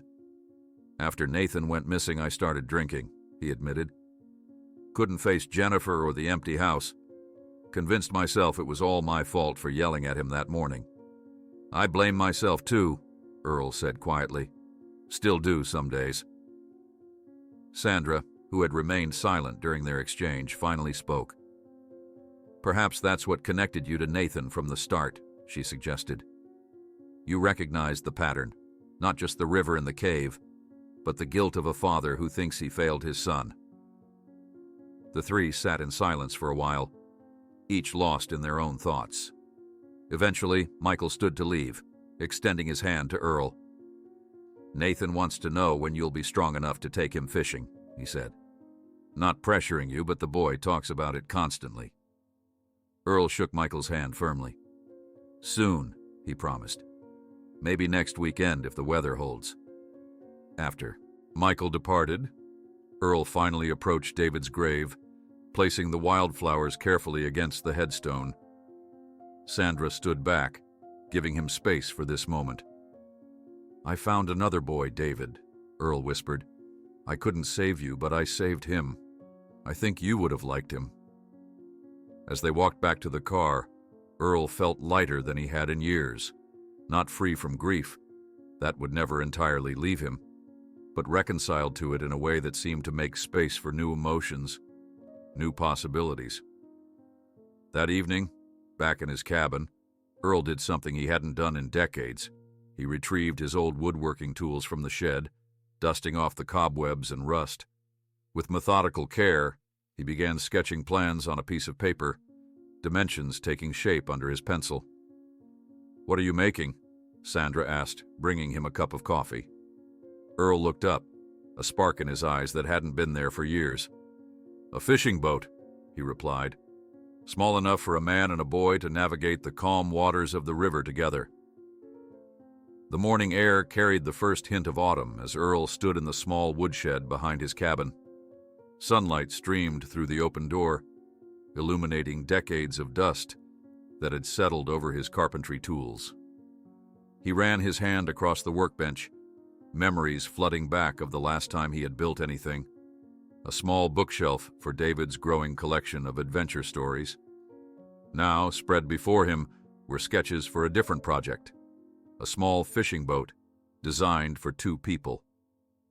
Earl had spent the evening refining the plans, calculating dimensions, making lists of materials needed. The project represented more than just a vessel for the water. It was a bridge between his past and this unexpected future that had opened before him. The sound of a car approaching pulled Earl from his thoughts. Through the shed's window, he saw Nathan bounding out of his parents' vehicle, racing toward the cabin with boundless energy. The boy had visited, almost daily since his rescue, fascinated by Earl's stories and eager to learn everything about fishing. "Mr. Earl," Nathan called, spotting him in the shed. "What are you doing out here?" Earl beckoned the boy inside. watching as Nathan's eyes widened at the sight of the tools and sketches. "Are you building something?" Nathan asked, carefully touching a handplane that Earl had just oiled. "A boat," Earl replied, showing him the drawings. "Small fishing boat, just right for river waters." Nathan's face lit up with excitement. "For us to go fishing in? Really?" Earl nodded, surprised by how natural it felt to include the boy in his plans. "Thought you might want to help build it, if your parents approve, of course." Michael appeared in the doorway, having followed his son at a more sedate pace. "Approve of what?" he asked, then noticed the sketches. "A boat? That's quite a project, Earl." "Nothing fancy," Earl said. "Just a simple flat-bottom skiff. Good for teaching Nathan here the finer points of river fishing." Michael studied the plans with interest. "I used to do some carpentry work at the mill. I could help, if you'd like." The offer hung in the air between them. Two men who weeks ago had been adversaries, now tentatively reaching toward friendship. "Could use an extra pair of hands," Earl acknowledged. "Been a long time since I built anything." And so the boat project began, transforming Earl's quiet existence into something vibrant and purposeful. Each afternoon, Nathan would arrive after school, eager to help sand wood or learn to measure twice before cutting once.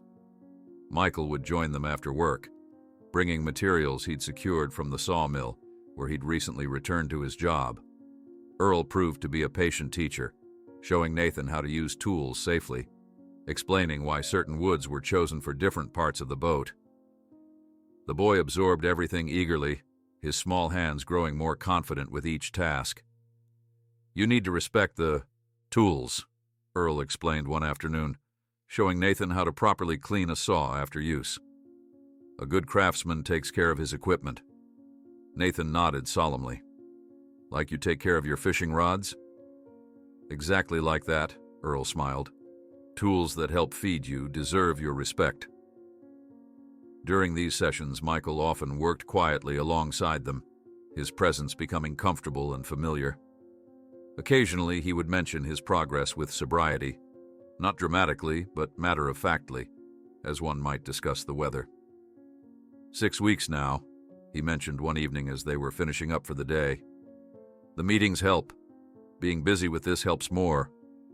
Earl nodded in understanding. "Idle hands find trouble," he said simply, and Michael nodded back, grateful for the lack of fanfare around his accomplishment. Jennifer often arrived to collect her family, bringing snacks and occasionally staying to watch the progress. She would sit on a wooden stool Earl had placed near the workbench, observing the transformation not just of lumber into a vessel, but of her husband and son as well. "He's different now," she commented to Earl one rainy afternoon when they were alone in the shed. Nathan and Michael had gone to the hardware store for supplies, leaving them to study the half-completed boat frame. Michael, I mean. Before Nathan disappeared, he was always stressed, quick to anger. Now he's present, engaged. Earl nodded, understanding what she meant. Near tragedy has a way of clarifying what matters. Jennifer studied him thoughtfully. "Is that what happened with you, after your son?" Earl's hands stilled on the wood he was sanding. "No," he admitted after a moment. "I went the other direction. Closed myself off. Might have stayed that way if not for finding Nathan." Jennifer reached out, briefly touching his arm, a gesture of understanding that required no words. Sandra became a regular presence during the boat-building sessions as well. She would arrive, with books on traditional boat designs or local river history, ostensibly for research purposes, though Earl suspected she simply enjoyed being part of the impromptu community that had formed around his project. One particularly warm afternoon, Sandra sat in the doorway of the shed, a book open in her lap, though her attention was on Earl as he taught Nathan how to steam wood for the curved bow section. "I've been looking through old river navigation charts," she said during a pause in their work. "There are some beautiful coves upstream that would be perfect for a maiden voyage when you're finished." "Will you come with us?" Nathan asked eagerly. You know all the best stories about the river?" Sandra glanced at Earl, a question in her eyes. "That would be up to the captain," she said lightly. Earl nodded, trying to ignore the pleasant warmth that spread through him at the thought. "Boat's designed for 3, he said, turning quickly back to his work. The relationship between Earl and Sandra had developed quietly, almost imperceptibly over the weeks. She brought him books she thought he'd enjoy, stayed to share simple meals, helped organize his growing collection of Nathan's drawings. Neither of them acknowledged the shift, but everyone else noticed. "Ms. Sandra likes you," Nathan observed with a child's directness one day as they worked on sanding the gunnels. Earl nearly dropped his sandpaper. "What makes you say that?" Nathan shrugged. "Mom says she looks at you the way Mom looks at Dad, and she always touches your arm when she talks to you." Earl had no response to this assessment, but found himself paying more attention to Sandra's gestures during her next visit, noting with surprise that the boy was right.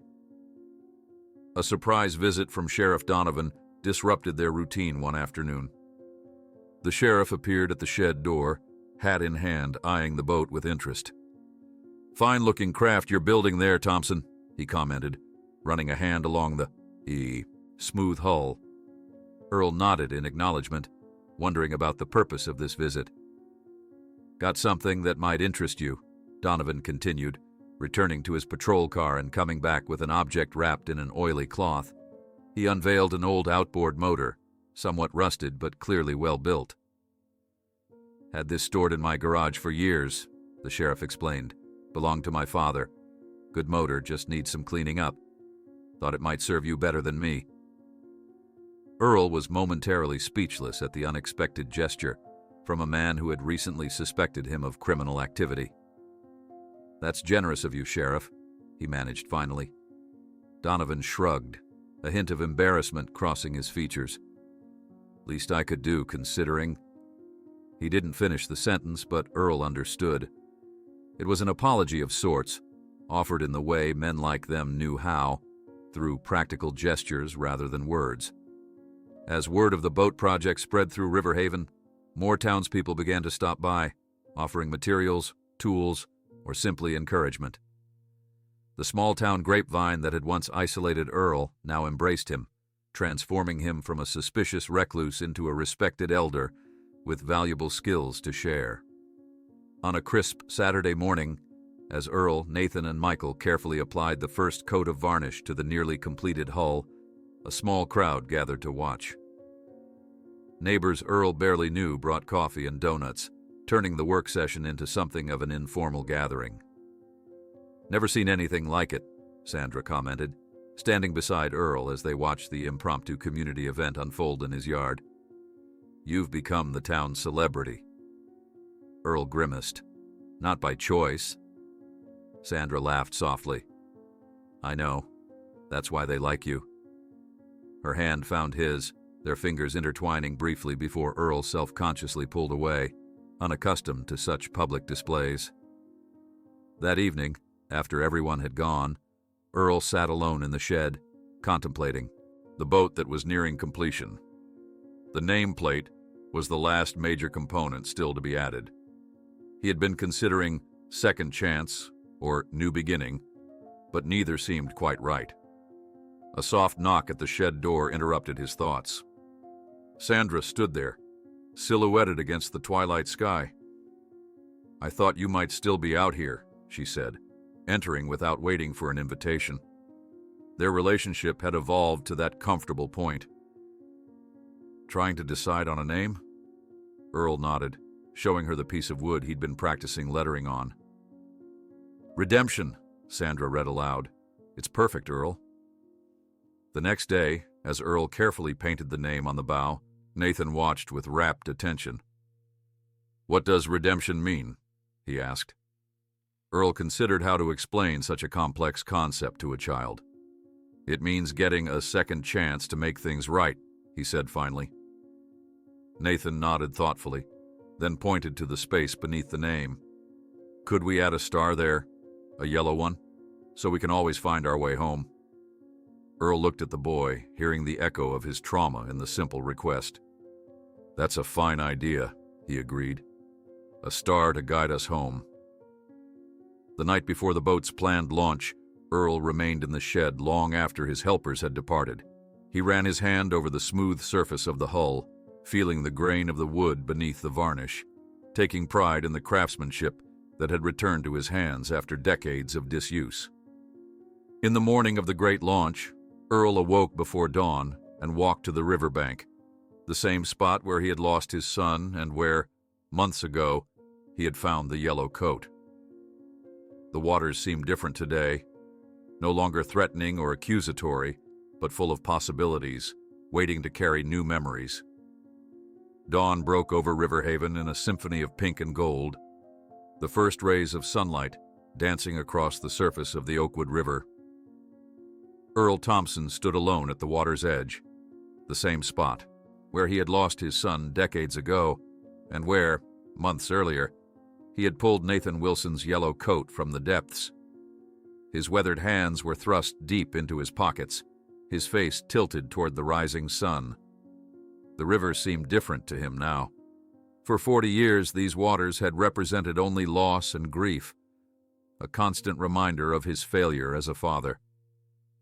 Today, as the gentle current caught the morning light, Earl saw something else entirely: possibility, renewal, perhaps even forgiveness. "Thought I might find you here," came Sandra's voice from behind him. Earl turned to see her approaching along the riverbank path, a thermos in one hand. She joined him at the water's edge, offering him steaming coffee in the cup she'd unscrewed from the top. "Couldn't sleep," Earl admitted, accepting the coffee gratefully. Sandra nodded, understanding without need for further explanation. Big day. They stood in comfortable silence, watching a heron glide low over the water, its reflection perfect in the still morning air. After a while, Earl spoke again, his voice soft but steady. "Never thought I'd feel right about being on this river again." Sandra's hand found his, their fingers intertwining naturally. "David would be proud of you, Earl, of everything you've done." Before Earl could respond, they heard the sound of vehicles approaching. The Wilson family arrived first, Jennifer, Michael, and Nathan piling out of their car, the boy practically vibrating with excitement. Behind them came a parade of other vehicles, the sheriff's patrol car, the mayor's sedan, and several trucks carrying townspeople who had been part of the boat-building effort. "Looks like the whole town turned out," Sandra observed with a smile.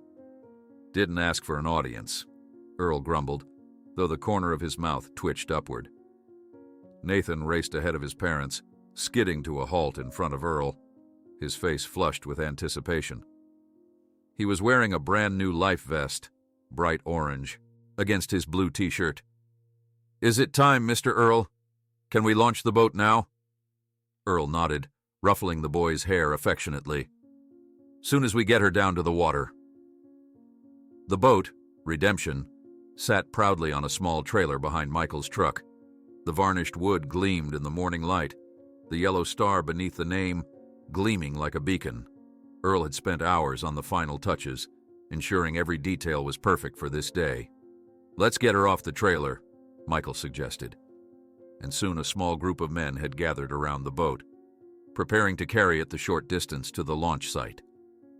Earl supervised carefully as they lifted the craft, his heart quickening at the sight of his creation being borne toward the water. He had built many things in his younger days, but nothing had ever carried the emotional weight of this simple vessel.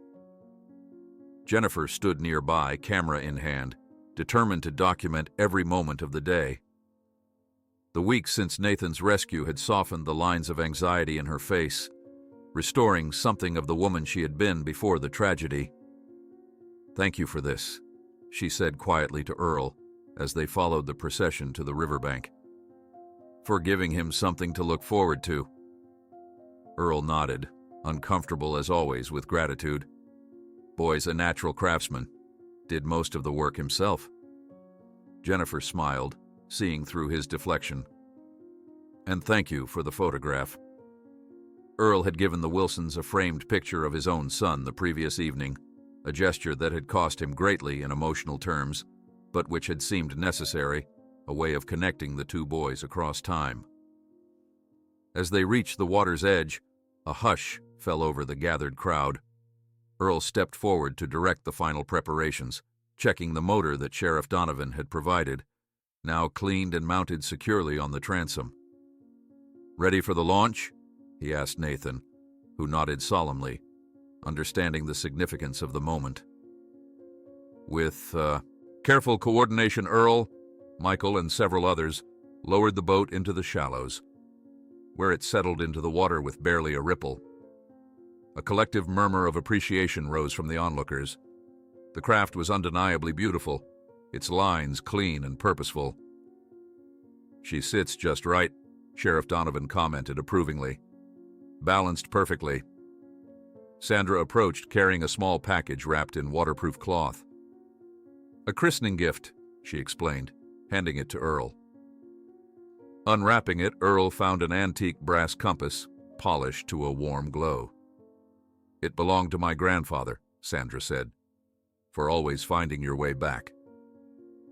Their eyes met in a moment of silent understanding before Earl carefully mounted the compass in the small holder he had built into the bow. Jennifer continued taking photographs as Michael helped Nathan aboard, ensuring his life vest was properly secured. The boy settled onto the center bench, his face a mixture of excitement and reverence. "Your turn," Michael said to Earl, extending a steadying hand. Earl paused, one foot on the gunwale, suddenly overwhelmed by the confluence of past and present. For a heartbeat, he saw not Nathan but David, sitting there waiting expectantly for their fishing adventure to begin. The vision passed as quickly as it had come, leaving behind not pain, but a bittersweet acknowledgement of continuity. With a nod of thanks to Michael, Earl stepped aboard, settling onto the stern bench near the motor. The boat rocked gently beneath them, solid and responsive. "Cast us off," Earl instructed, and Michael untied the mooring rope, giving the boat a gentle push away from shore. As they drifted into deeper water, Earl pulled the starter cord on the outboard motor. It caught on the second try, settling into a steady purr that seemed to please the old fisherman. With practiced hands, he guided the boat away from shore, navigating carefully into the main channel. The assembled crowd waved and called well wishes as the vessel moved steadily away, Sandra and the Wilsons standing at the water's edge, their faces reflecting a mixture of joy and wistful longing. Earl felt a strange lightness in his chest as he opened the throttle slightly, the boat responding with eager forward momentum. Nathan turned to look at him, his face split by an enormous grin that required no words. They traveled upstream for almost 20 minutes, the river widening into a series of gentle bends. Earl pointed out landmarks along the way: a blue heron's nest, a beaver dam, the best pools for catching trout. Nathan absorbed it all with keen interest, asking questions that revealed his natural curiosity about the river environment. Eventually, they reached a tranquil backwater, sheltered by overhanging willows. Earl cut the motor, allowing the boat to drift into the natural harbor. The sudden silence was filled with the sounds of the river, water lapping against the hull, birdsong from the trees, the distant splash of jumping fish. "Is this where we fish?" Nathan asked eagerly. "Soon," Earl promised. "But first, I want to tell you a story." As the boat rocked gently in the sheltered cove, Earl spoke of his own son, not with the crushing grief that had characterized his memories for decades, but with fondness and pride. He told Nathan about David's first caught fish, about how he had named constellations after superheroes, about his collection of perfect skipping stones. Nathan listened with rapt attention, occasionally asking questions that showed his understanding of the gift Earl was offering. Shares of memories long held private. "Is that why you knew how to find me?" Nathan asked after Earl fell silent. "Because you looked for your boy in the river too?" Earl nodded, surprised by the child's perceptiveness. "I think maybe David helped me find you," he said softly. "Maybe he was showing me the way."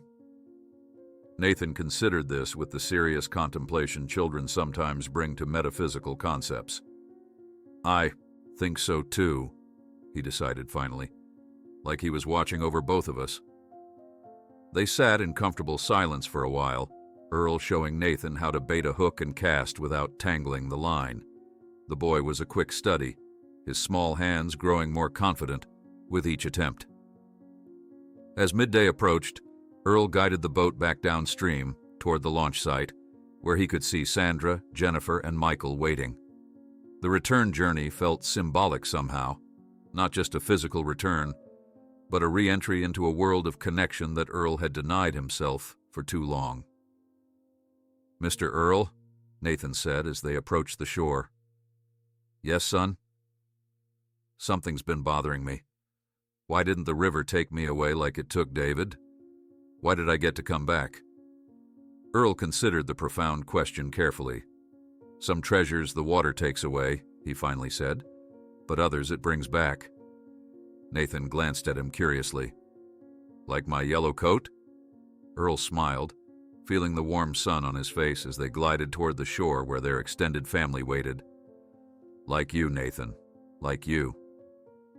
As they stepped from the boat onto solid ground, Earl was surrounded by the people who had somehow become central to his life.